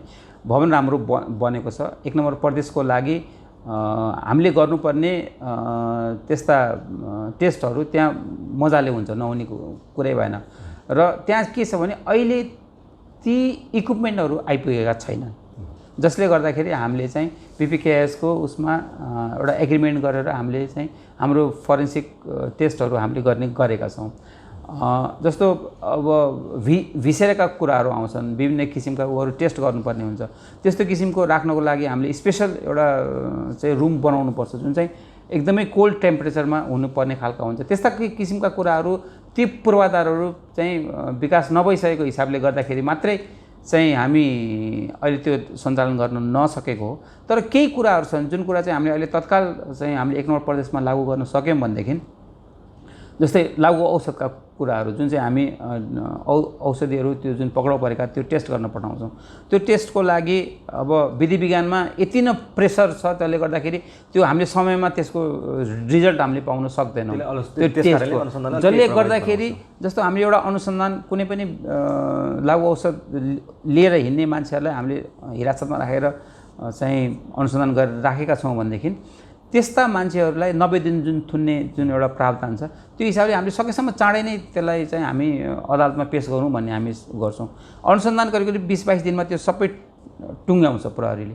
तर त्यो लागु औषधको टेस्टको नआइकन रिपोर्ट नआइकन हामीले चाहिँ अदालतमा चाहिँ पेश गर्न सक्दैनौँ। त्यसले गर्दाखेरि पनि त्यस्ता मान्छेहरू हाम्रो हिरासतमा 1 महिनाभन्दा बढी चाहिँ अड्केर अब यो समस्यालाई निराकरण गर्नको लागि त्यहाँको फरेन्सिक ल्याब सञ्चालन गर्नको लागि प्रदेश सरकारले विभिन्न बजेटहरूमा पनि त्यसको प्राथमिकतालाई चाहिँ अलिकति उचार गरेको अवस्था पनि थियो। गरेको छ। अब तपाईँको कार्यकालमा यसअघिका डिआई साहबहरूको पालामा भएन, अब तपाईँको पालामा होइन। म अहिले त्यसमा लागिपरेको छु। म सबै त्यो त्यहाँ विधि विज्ञानमा भएका सबै टेस्टहरू म त्यहाँ गराउन सक्छु भनेर म भन्दिनँ, किनभने धेरै पूर्वाधारहरू त्यहाँ अझ हामीले बनाउनु पर्छ। अहिले त एउटा भवन स्ट्रक्चर मात्रै बनेको छ, तर लागु औषधको जुन छ टेस्ट गर्नुपर्ने त्यो कुनै ठुलो चाहिँ त्यो किटहरू उहरू ल्याएर गर्नुपर्ने अवस्था पनि छैन। एउटा सामान्य पूर्वाधारलाई हामीले त्यसमा तयार गरेर त्यो हामीले यहीँ नै चाहिँ टेस्ट गर्न सक्यौँ भनेदेखि यो जुन बिना काम त्यो 25 दिन 1 महिना बढी थुनिने बस्ने ती मान्छेहरूको चाहिँ एउटा ठुलो कल्याण हुन्छ जस्तो लाग्छ। र सबभन्दा पहिला मैले प्रायोरिटी त्यसलाई दिएर अहिले मैले काम सुरु गरिसकेको छु। र अबको केही दिनभित्रै नै चाहिँ त्यस्ता किसिमका लागु औषधको टेस्ट चाहिँ यही नै हुन्छ र यहीँबाट हामी चाहिँ त्यसको रिजल्ट चाहिँ हामी गराएर हामी चाहिँ जिल्ला प्रहरी कार्यालयमा पठाउँछौँ। यहाँको कार्यकालमा चाहिँ यस्ता केही उदाहरणहरू चाहिँ देख्न पाइयोस्। जस्तै अपराध अनुसन्धानको पार्टमा अलिकति तपाईँको बढी रुचि र त्यसप्रतिको तपाईँको पर्फर्मेन्स एउटा अनुभव पनि छँदैछ। यहाँ अपराध अनुसन्धानको एउटा अनुभवी भएको हिसाबले पनि केही घटनाहरूमा तपाईँ आफै घटनास्थलमा गएर त्यो घटनाको वस्तुस्थिति पनि बुझ्नु हुँदो रहेछ। यसले चाहिँ अलिकति राम्रो सकारात्मक, किन औषध अरू डिआइजीहरूले त्यो हामीले गरेको देखेका थिएनौँ केही संवेदनशील घटना बाहेक, होइन? र तपाईँको चासो चाहिँ अलिकति त्यस्ता घटनाहरूमा आफै गएर चाहिँ अनुसन्धानको पार्टमा प्रहरीलाई मनोबल दिने काम गर्नुहुँदो रहेछ। होइन, किनभने 1 नम्बर प्रदेशको जिम्मेवार त मेरो टाउकोमा छ नि त। त्यसले गर्दाखेरि पनि म अब मेरो जिल्ला प्रहरी प्रमुखहरूले गर्छन् भनेर ढुक्क भएर बस्ने अवस्था छैन।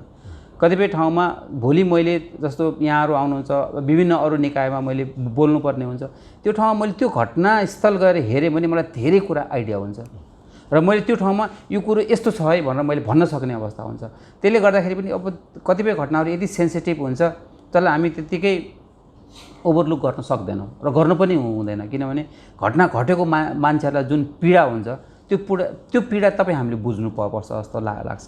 र मैले त्यहाँ गएर हेरिदिँदाखेरि ती घटनाबाट पीडित भएका मान्छेहरूलाई केही राहत हुन्छ भने त त्यो मेरो लागि पनि त एउटा राम्रो कुरो हो जस्तो लाग्छ, सङ्गठनको लागि पनि राम्रो कुरा हो।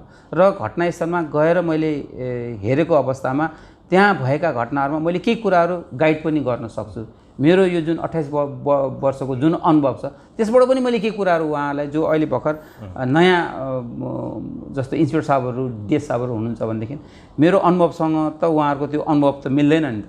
ती कुराहरू पनि उहाँलाई यो किसिमले तपाईँहरूले चाहिँ यसलाई यो पाटोबाट जानुहोस् है, यो कुराहरू देखिएको छ। उहाँले कतिपय कुराहरू भन्नुहुन्छ यो कुरा चाहिँ म देख्दिनँ यो ठाउँमा, यो हिसाबबाट तपाईँहरू जानुभयो भने भोलि अल्मलिन्छ यो ठाउँबाट, त्यो हिसाबले मैले गाइड गर्न सक्छु। त्यो हिसाबले म सेन्सिटिभ त्यस्ता खालका घटनाहरू छ भने म पुग्छु, म आफै पनि पुग्छु र म पुग्नु पनि पर्छ जस्तो लाग्छ।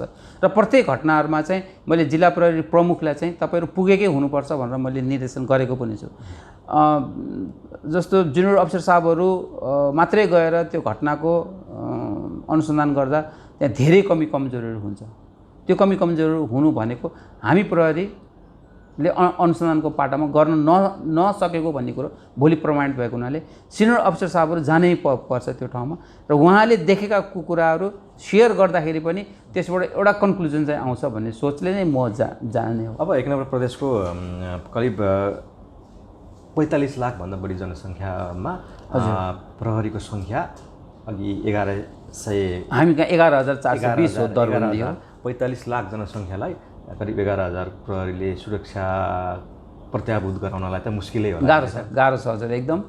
हाम्रो एकजना प्रहरीको हामीले औसत निकाल्दाखेरि पनि करिब 411 जना जति प्रहरी एक प्रहरीले त्यति नागरिकलाई सुरक्षा प्रदान गर्नुपर्ने हुन्छ र यहाँको जुन छ यो 1 नम्बर प्रदेशले ओगटेको जुन छ जमिन त्यसको हिसाबले पनि एउटा प्रहरीले 2.94 वर्ग किलोमिटरको दायरामा उसले आफ्नो सेक्युरिटी प्रोभाइड गर्नुपर्ने हुन्छ। त्यसले गर्दाखेरि एक त 11,420 त हाम्रो दरबन्दी हो। त्यसमा मैले अघि पनि यहाँहरूलाई भने विभिन्न किसिमका रिक्त दरबन्दी छ, विभिन्न किसिमका चाहिँ अब मर्यादा पालक लगायत पिएसओहरू खटिएका छन्।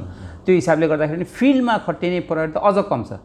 त्यो हिसाबले हेर्ने हो भने त अझ 500-600 पुग्छ एउटा प्रहरीको छ।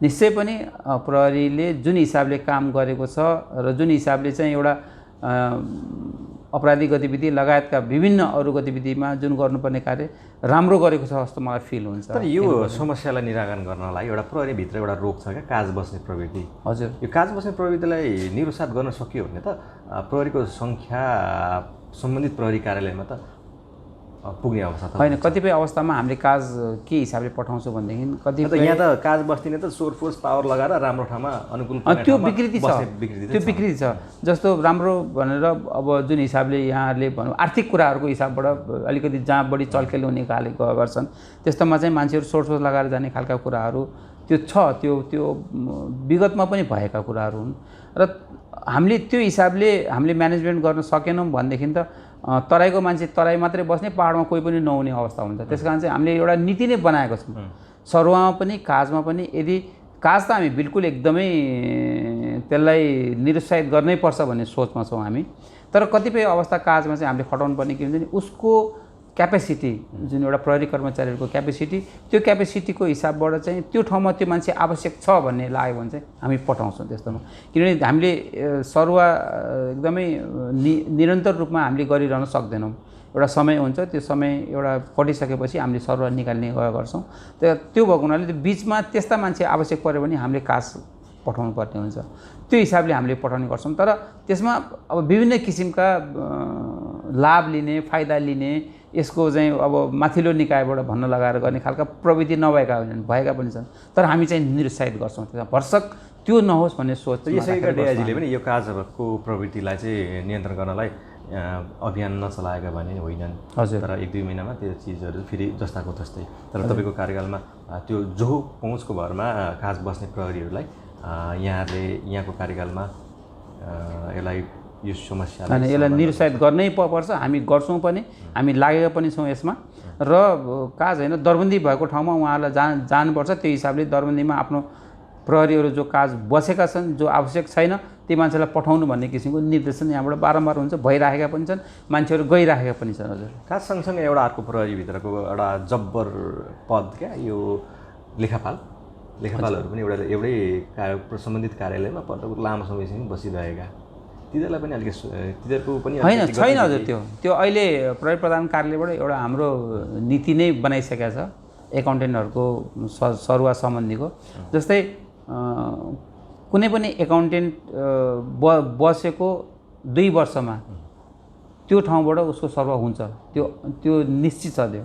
र एकाउन्टेन्ट बसेको 6 वर्षसम्म उसले भने 3 कार्यकाल एक ठाउँमा 2 वर्षको हिसाबबाट उहाँहरू बस्नुहुन्छ र 3 कार्यकालपछि उहाँहरू स्वतः एकाउन्टेन्टबाट उहाँहरू चाहिँ यता सिभिल प्रहरीमा आउनुहुन्छ। त्यो नीति भइसकेको छ, त्यो नीति अनुसार हाम्रो सुचारू भइसकेको छ। अब एउटै एकाउन्टेन्ट एकै ठाउँमा बस्ने त्यो सम्भावना छैन। अब अर्को समस्या एउटा घुमुवा प्रहरीको, अघि जुन यहाँले पनि कुरा गर्नुभयो, घुमुवा प्रहरी निरुत्साहित गर्नलाई प्रहरी प्रधान कार्यालयले यसलाई एउटा स्पष्ट निर्देशन पनि दिएको छ, घुमुवा प्रहरी नराख्ने, एउटा निरुत्साहित गर्ने, र त्यसको अभ्यासहरू काठमाडौँ र विभिन्न जिल्लाहरूमा पनि भइरहेका छन्। यसको पछिल्लो उदाहरण चाहिँ जिल्ला प्रहरी कार्यालय मोरङले करिब 12-13 जना घुमुवा प्रहरीलाई हटाएको छ होइन। घुमुवा एउटा सूचना सङ्कलनको लागि प्रयोग गरिने घुमुवा प्रहरी चाहिँ उसको आचरण चाहिँ खराब बनिरहँदा विभिन्न आर्थिक प्रलोभनमा जोडिने। म आइसकेपछि पनि मैले सुरुमा सबभन्दा काम गरेकै यही नै हो, किनभने प्रहरीमा एउटा आक्षेप छ।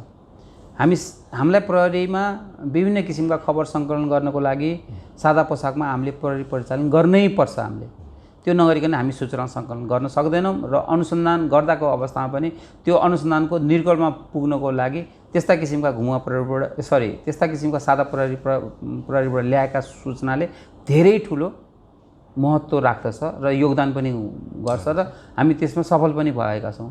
तर त्यसलाई विगतमा चाहिँ अब यो घुमुवा प्रहरी भनेर जुन किसिमको एउटा नेपाल प्रहरीमा एउटा आरोप चाहिँ आएको पनि छ र त्यस्ता बदमासीहरू भएका पनि छन्। म आउने बित्तिकै मेरो पहिलो ब्रिफिङमै मैले मेरो जिल्ला प्रहरी प्रमुखहरूलाई बोलाएर स्पष्ट भने, तपाईँहरूको प्रहरी जो सादा पोसाकमा खटिन्छ त्यो सादा पोसाक प्रहरी हो, त्यो घुमुवा होइन। घुमुवाको जुन बदनाम छ, घुमुवाको जुन चरित्र छ, त्यो किसिमको तपाईँलाई चाहिँदैन। त्यो किसिमको तपाईँले राख्नुभयो भने तपाईँहरूको सादा पोसाक प्रहरी तपाईँले राख्नुपर्ने जरुरी छैन। यो शब्दमा भन्दा पनि व्यवहारमा त्यही त, किनभने घुमुवा प्रहरी भनेर जुन किसिमको एउटा बदनाम त्यो एउटा चरित्र भएको छ हाम्रो नेपाल प्रहरीमा। सादा पोसाक प्रहरीले गर्ने काम त्यो छुट्टै छ, त्यसको अहम भूमिका छ, हामीलाई त्यो एकदमै आवश्यक छ। तर त्यसको साथसाथै अन्य गतिविधिमा लाग्दैन यो बदनाम हुन गएका हुन्। तसर्थ मैले मेरो जिल्ला प्रहरी प्रमुखहरूलाई स्पष्टै भनिदिएको छु। त्यसको पछिल्लो उदाहरण म यहाँले भन्नुभयो, मोरङ जिल्लाले त्यो सादा पोसाक प्रहरीको मलाई जरुरी छैन, म आफ्नै हिसाबबाट चाहिँ मेरो अनुसन्धान लगायतको मेरो चाहिँ गर्छु भनेर उहाँले जुन निकाल्नुभयो त्यो एकदमै सराहनीय छ, स्वागत योग्य पनि छ। त्यो हिसाबको चाहिँ गर्नु पनि पर्छ। तर सादा पोसाक प्रहरीलाई हामीले सादा पोसाक प्रहरीमै खटाउन सक्यौँ भनेदेखि त्यसको फेरि असाध्यै राम्रो रिजल्ट आउँछ, एकदमै राम्रो आउँछ र त्यो किसिमको गर्नुपर्छ र त्यो किसिमले चाहिँ हामी अगाडि बढेका छौँ। अब म जुन जिल्लामा गएर मेरो आफ्नो ब्रिफिङ हुन्छ त्यो चाहिँ मैले उहाँहरूलाई त्यो सादा पोसाकको प्रहरीलाई छुट्टै मैले ब्रिफिङ गरेको छु। एउटा सगोलमा हुन्छ, सबैसँग बसेर गर्छु, एउटा छुट्टै उहाँहरूलाई भनेको छु। मैले उहाँलाई यो कुरो चाहिँ स्पष्ट पारिदिएको छु, तपाईँहरू सादा पोसाकको प्रहरी हो, तपाईँहरूले गर्ने काम अरू प्रहरीले गर्नुभन्दा फरक छ। त्यसमा त्यो किसिमको कामभन्दा बाहेकको अन्य कुनै काम गर्नुभयो भने तपाईँहरू सजायको भागी हुनुहुन्छ। तपाईँहरूलाई हामीले बचाउनु पर्ने कुनै जरुरी छैन, किनभने तपाईँहरूले गर्दाखेरि सङ्गठनको बदनाम भयो भनेदेखि त्यो तपाईँहरूलाई हामीले छुट दिनुपर्ने जरुरी छैन भने त्यो हिसाबले हामीले स्पष्ट पारेका छौँ। र धेरै अहिले कतिपय त्यस्ता सादा पोसाकका प्रहरीहरू जो घुमुवा बनेका छन् त्यसलाई ल्याएर कारवाही गरेर मैले यहाँबाट डाँडा कटाइ पनि सकेको छु। प्रहरीभित्रको आन्तरिक शुद्धिकरण पनि अति आवश्यक, एकदम जरुरी छ। प्रहरीको व्यवहार, उनको बोली व्यवहार नै उसको जागिरी जीवन नै एउटा जनतासँग जोडिने विषय जस्तो भयो होइन। किनभने तपाईँहरू कानुनको कार्यान्वयन गर्ने निकाय पनि हो। यसको आन्तरिक शुद्धिकरणको पार्टमा यहाँले के कस्तो अभियानहरू कार्ययोजना बनाउनु भएको छ जो गलत गर्नेलाई सजाय, राम्रो गर्नेलाई पुरस्कृत गर्ने त्यस्तो के योजना छ यहाँ? होइन, अलिकति पछिल्लो समयको एउटा नयाँ ट्रेन्ड पनि जन्मदिनमा केक काट्ने, त्यो पनि एउटा प्रोत्साहन हुने अवस्था। हजुर, मैले होइन, किनभने मेरो प्रहरी कर्मचारीहरू हामी एउटा युनिटको हिसाबबाट युनिटीमा छौँ नि त। मैले मात्रै गरेर पनि कुनै पनि कार्य सफल हुँदैन। त्यो हुनाले मैले काम लिने भनेको मेरो प्रहरी कर्मचारी मेरो भाइहरूसँग हो, उहाँहरूसँग हो, भाइ बहिनीहरूसँग हो र उहाँहरूको खुसियालीमा म खुसी हुन पाएँ भने त मलाई पनि त गर्व लाग्छ नि। त्यो हिसाबले गर्दाखेरि पनि अब सबैलाई गएर मैले गर्न सक्ने अवस्था हुँदैन। तर हाम्रो एउटा त्यो सामाजिक सञ्जालमा त्यो किसिमको जन्मदिनमा उहाँलाई मैले एउटा विश गर्न सकेँ भनेदेखि त्यो राम्रो हुन्छ जस्तो लाग्यो। मैले त्यो हिसाबले एउटा सुरु गरेको पनि छु एउटा कुरा। अर्को कुरो जस्तो प्रहरीको आचार संहिताका कुराहरू भए, प्रहरी जवान प्रहरी हल्दारहरूको चाहिँ मनोबल कसरी अभिवृद्धि गर्ने भन्ने किसिमको सङ्गठनले रिसर्च नै गरेर हामीलाई त्यो पत्र पठाएको पनि छ। त्यो कार्ययोजना चाहिँ तपाईँले थाल्ने भन्ने हिसाबले प्रत्येक प्रहरी कार्यालयहरूमा प्रहरी प्रदेश कार्यालयहरूमा त्यो किसिमको छ त्यो अवधारणा। जस्तो बिदाका कुराहरू भए, हामी जागिर खाँदाखेरि बिदा पाउनु भनेको हामीलाई आकाशको फल जस्तै हुन्थ्यो। बिदा पाउनु एकदमै गाह्रो थियो। हाम्रो स्पष्टै हामीलाई तालिमको अवधिमा पनि बिदा तिमीहरूको उसमा लेखे तापनि बिदा तिमीहरूको हक होइन, बिदा तिमीहरूको चाहिँ हकमा तिमीहरूले चाहिँ उपभोग गर्न पाउँदैनौ, तिमीहरूलाई मिल्यो भनेदेखि सुविधाको हिसाबबाट दिने मात्रै हो भन्ने किसिमले हामीलाई त्यति बेला पनि त्यो हिसाबले गर्थ्यौँ। तर अहिलेको उसमा त्यो चेन्ज भएको छ, किनभने मेरो प्रहरीले उसको आफ्नो व्यक्तिगत समस्याको कारणले उसले प्रहरी सङ्गठनमा दिने योगदान गर्न सक्दैन भन्ने त्यो चाहिँ आइसकेको छ। तर पहिला उसको समस्या समाधान हुनु पर्यो र सङ्गठनले गर्न सक्ने प्रदेश प्रहरी कार्यालयले गर्न सक्ने समस्याको समाधान किन नगरिदिने त? त्यो गरेर यदि उसको समस्या समाधान हुन्छ भने न अनि उसले आफ्नो स्वतः स्फूर्त उसले आफ्नो दिमाग नेपाल प्रहरीमा दिनुपर्ने योगदान दिन सक्छ नि। त्यो सोच चाहिँ अहिले आएको छ। हामी कुनै पनि प्रहरी कर्मचारीहरूलाई बिदा उसले मागेको अवस्थामा र हामीलाई ड्युटीमा बाधा नपर्ने अवस्था छ भने हामी छोड्ने गरेका छौँ। अहिले कुनै पनि प्रहरी कर्मचारीमा त्यो गुनासै छैन। मैले बिदा पाइनँ भनेर तपाईँले कुनै पनि प्रहरी कर्मचारीलाई सोध्नुहोस्, कुनै पनि प्रहरी कर्मचारीले त्यो छैन भनेर तपाईँलाई भन्छ। यो मैले गर्वका साथ भन्नुपर्छ जस्तो लाग्छ, किनभने त्यो हामी बिताएको त्यो 28 वर्षको त्यो जागिरी जीवनको बिदाको हाम्रो महत्त्व र अहिलेको बिदाको महत्त्वमा धेरै फरकहरू हामीले पाएका छौँ र त्यो दिनु पनि पर्छ जस्तो लाग्छ। र त्यो हिसाबले हामीले उहाँहरूको मनोबल बढायौँ भनेदेखि अनि सङ्गठनले केही पाउँछ जस्तो लाग्छ। यहाँ आए पश्चात प्रदेश प्रहरीमा यहाँले कारबाहीको सङ्ख्या र पुरस्कृतको सङ्ख्या के बताउन चाहन्छु जो आचरण खराब भएका छन्? यसमा विगत 3 वर्षको आकलनहरू हेर्दाखेरि पनि पुरस्कृतका सङ्ख्याहरू धेरै मात्रामा छन्। कारबाही भएका सङ्ख्याहरूको औसतमा हेर्ने हो भनेदेखि पुरस्कृतको तेब्बर छ आँकडाहरू र कारबाहीको हिसाबमा हामी कारबाही गर्नु पर्दाखेरि एउटा प्रहरी कर्मचारीले उसले आचरण विरुद्ध काम गरेको छ कि छैन भन्ने कुरो त्यो हामीले अनुसन्धान गरेर गर्नुपर्ने हुन्छ। तर पुरस्कृतको हकमा चाहिँ किनभने तत्काल देखिने कुराहरू उसले गरेका कार्यहरू तत्काल त्यति बेला हामीले देख्छौँ, जसले चाहिँ सङ्गठनको छविमा एउटा राम्रो इमेज ल्याएको छ, श्रीवृद्धि गरेको छ भन्ने कुरा लाग्ने बित्तिकै हामी कन्जुसाइ गर्दैनौँ। त्यसले गर्दाखेरि पनि यो आँकडामा चाहिँ अलिकति फरक आएको कारण थियो। तर कारबाहीको हकमा हामीले कारबाही चाहिँ विगतको आर्थिक 3 वर्षलाई हेर्दाखेरि यहाँको जुन 11,420 जुन छ त्यसको हामीले प्रत्येक वर्ष आर्थिक वर्षमा हामीले यो 1 नम्बर प्रदेशको हिसाबबाट हेर्दाखेरि 1% 2% त्यस्तो किसिमको चाहिँ कारबाहीहरू हामीले भएका छन् र गरेका पनि छौँ हामीले। र कारबाही गर्नुपर्छ भन्ने हाम्रो मान्यता पनि हो, किनभने उहाँहरूलाई गलत काम गरेको त्यो छुट दिनुपर्छ भन्ने सङ्गठनको छैन। त्यो सङ्गठनको हित विपरीत काम गर्ने मान्छेलाई जो कुरा पनि सजाय गर्नुपर्छ, राम्रो काम गर्ने मान्छेलाई पुरस्कृत गर्नुपर्छ भनेर राखेको छ। त्यो हिसाबले हामीले अगाडि बढाएका छौँ र प्रहरीहरूमा त्यो किसिमको जानकारी पनि हामीले गराएका छौँ। तपाईँहरू काम गर्नुहोस्, मेरो प्रत्येक ब्रिफिङमा त्यो हुन्छ, राम्रो काम गर्नुहोस्, तत्काल त्यही ठाउँमा म पुरस्कृत गरिदिन्छु, त्यो पनि भनेको छु र गरेको पनि छु मैले।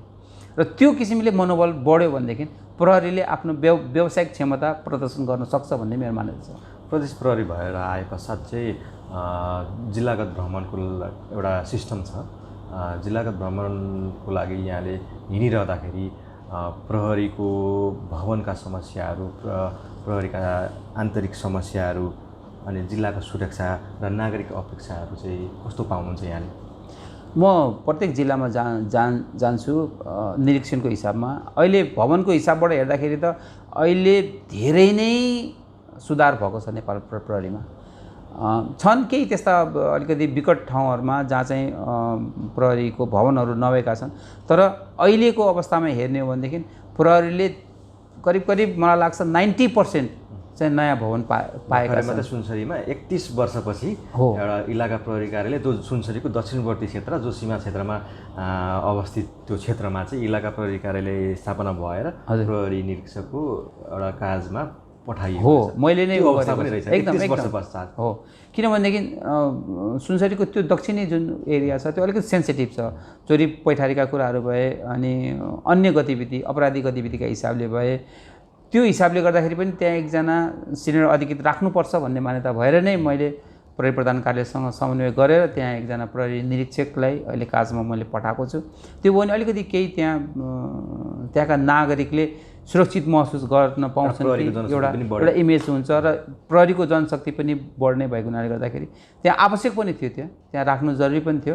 त्यो हिसाबले राखेको पनि छु र म प्रत्येक ठाउँमा जहाँ म जान्छु, मेरो जिल्लाको निरीक्षणमा जान्छु, उसमा जान्छु, भवनहरू निर्माण भएको म देख्छु, हरेक उसमा मैले देखेको छु। खुसी पनि लाग्छ किनभने प्रहरीले गर्ने काम जो 24 घण्टा खटेको हुन्छ, कमसेकम खान बस्ने त उसले अलिकति राम्रो पाओस् भन्ने सोच चाहिँ त्यो अहिले चाहिँ एकदमै आएको छ र त्यो हिसाबले निर्माणहरू भएका पनि छन्। यो सँगसँगै नागरिकका अपेक्षाहरू चाहिँ के हुँदो रहेछन् प्रहरीसँग तपाईँले पाउनुभयो? होइन, एकदमै सकारात्मक छ। केही कुराहरू हुन्छन् जो अलिकति प्रहरीको बदमासीले गर्दाखेरि अलिकति आजित भएका छन्, गुनासो गर्छन्, तर मोर देन 90% त प्रहरी चाहिन्छ, हामीलाई आवश्यक छ। प्रहरी बिना हामी गर्न सक्दैनौँ भन्ने किसिमको त्यो किसिमको र प्रहरीले हामीले कसरी सहयोग गर्नुपर्छ भन्ने त्यो किसिमको सोच भएको हामीले पाएका छौँ। खुसी लाग्छ एकदम प्रहरीको काम कारबाहीप्रति जुन उहाँहरूले देखाउनु भएको जुन एउटा सदासहायता छ। र म जुनसुकै उसमा जाँदाखेरि पनि नागरिकसँग चाहिँ म एकपल्ट बसेर उहाँहरूसँग छलफल चाहिँ गर्छु म, किन उहाँहरूबाट धेरै कुराहरू आउँछ, हामीले सिक्नुपर्ने कुराहरू, हामीले गर्नुपर्ने कुराहरू।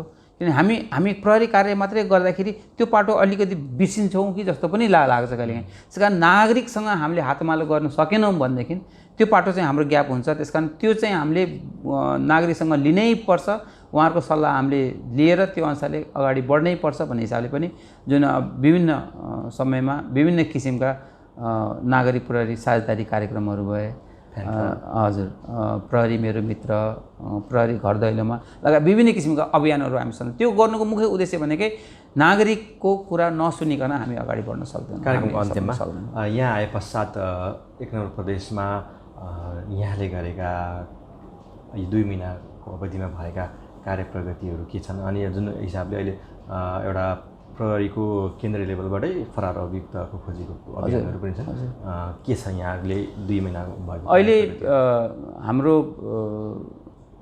नेपाल प्रहरीबाट हामी एउटा के गर्ने गरेका छौँ भनेदेखि जस्तै सङ्गठन प्रमुख प्रहरी महानिरीक्षकज्यूबाट हामी प्रदेश प्रमुखहरूसँग एउटा एग्रिमेन्ट हुन्छ, हामी यो वर्षमा यो कामहरू चाहिँ गर्छौँ, यसरी चाहिँ हामी यो कामलाई चाहिँ अझ बढाएर लिएर जान्छौँ भन्ने हिसाबले हामी गर्छौँ। त्यही हिसाबको एग्रिमेन्ट हामी जिल्ला प्रहरी प्रमुखसँग पनि गर्छौँ हामी, र त्यसमा हामीले एउटा चाहिँ बुँदागत हामीले तोक्दिएका हुन्छौँ।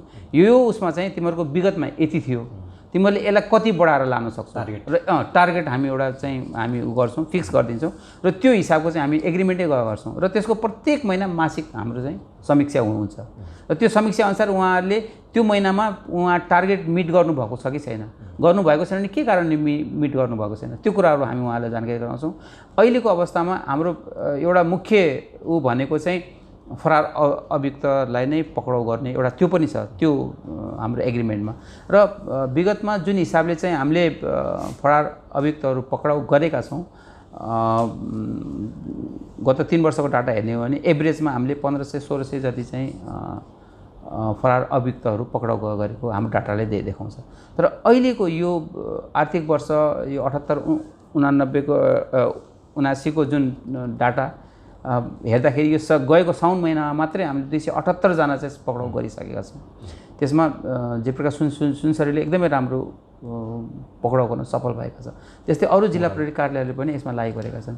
यो गर्नुको मुख्य उद्देश्य के भनेदेखि त्यस्ता अभियुक्तहरू, त्यस्ता अपराधीहरू जो चाहिँ अपराध गरेर हामीलाई चाहिँ यत्रो वर्ष चाहिँ हामी चाहिँ प्रहरीले अथवा नेपालको कानुनले केही गर्न सकेन भन्ने चाहिँ त्यो एउटा तोड्न चाहिँ हामी लागि परेका छौँ।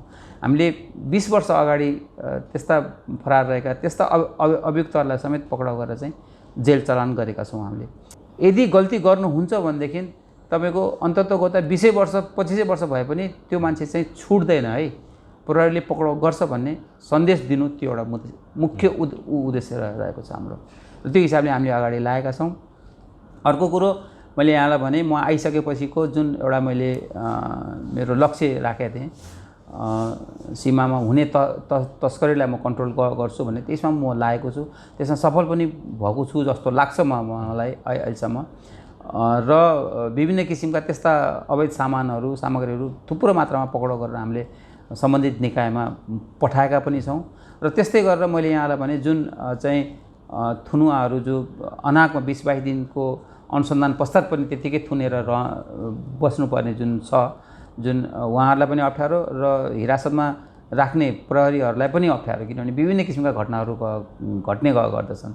हिरासतमै कति अटेम्प्ट गर्ने, सुसाइड गर्ने खालका टेन्डेन्सीहरू पनि देखेका छन्। त्यो हामीले बढ्ता मान्छे त्यसरी राख्नुको कुनै औचित्य नभएको हुनाले यो लागु औषधको जुन छ त्यसमा चाहिँ हामीले बरु यहीँ नै त्यसको टेस्ट गरेर त्यसलाई समयमै हामीले चाहिँ सम्बन्धित अदालतमा पेश गर्न सक्यौँ भनेदेखि त्यसबाट पनि एउटा ठुलो चाहिँ नागरिकमा पनि एउटा राहतको हुन्छ। सजाय पाउनेले त पाइहाल्छ होइन, सजाय नपाउने रहेछ भने पनि समयमै छुट्छ भन्ने किसिमको चाहिँ त्यो हिसाबले गर्दाखेरि हाम्रो धरानमा रहेको विधि विज्ञानको त्यो सेक्टरमा जुन चाहिँ नार्कोटिक टेस्ट गर्ने जुन प्रयोगशाला, त्यसको लागि चाहिँ मैले कार्य सञ्चालन गरिसकेका छु। म चाँडै नै गर्छु। यी यावतको कुराहरू छन्। अब म यहाँ बस्दाखेरि मैले देखेका, मैले गर्नुपर्ने कामहरू के हो त्यसमा चाहिँ म निरन्तरता दिन्छु। अन्तिममा क्राइम बिट हेरेर हुनुभएका दर्शकहरूलाई प्रदेश प्रहरीको प्रमुखको हिसाबले के सन्देश दिन चाहनुहुन्छ? यहाँहरूको यस उसबाट सञ्चार माध्यमबाट म यस 1 नम्बर प्रदेशमा रहेका नागरिकहरूसँग चाहिँ के आग्रह गर्न चाहन्छु भने, प्रहरी तपाईँहरूको हो, तपाईँहरूले सहयोग गर्नुभयो भनेदेखि निश्चित रूपमा प्रहरीले आफ्नो कार्य सम्पादन गर्न सक्छ। प्रहरीले गर्नुपर्ने कुनै पनि अनुसन्धानहरू, कुनै पनि हुन सक्ने घटनाहरू र कुनै पनि सम्भावित घटनाहरू छन् भनेदेखि त्यसको पूर्व जानकारी यहाँहरूले गराइदिनु भयो भनेदेखि त्यसमा प्रहरी आफ्नो ज्ञान, सिप र क्षमताले भ्याएसम्म त्यसमा लाग्नेछ। र यदि घट्न सक्ने सम्भावित त्यस्ता कुरा छ भने तपाईँले पूर्व जानकारी दिएको अवस्थामा त्यो घटना हुनै नदिने तर्फ पनि प्रहरी लाग्दछ। यसमा यहाँहरूलाई म आश्वस्त गराउन चाहन्छु। म धन्यवाद दिन चाहन्छु यहाँहरूले मेरो यी 2-4 कुराहरू यस 1 नम्बर प्रदेशका नागरिकहरू समक्ष पुर्याउने जुन जमर्को गर्नुभयो त्यसको लागि म हृदयदेखि धन्यवाद दिन चाहन्छु। व्यस्तताको बिच समय उपलब्ध गराइदिनु यहाँलाई धेरै धेरै शुभकामना। सँगसँगै यहाँको कार्यकाल सफल रहोस्। हस्, धन्यवाद। क्राइम बिटको आजको प्रस्तुति यति। अर्को हप्ता फरक सन्दर्भको बृहत चर्चासहित हामी फेरि उपस्थित हुनेछौँ। तबसम्मको लागि म कार्यक्रम प्रस्तुता मनोज भुजेललाई पनि बिदा दिनुहोस्। नमस्ते, शुभरात्रि।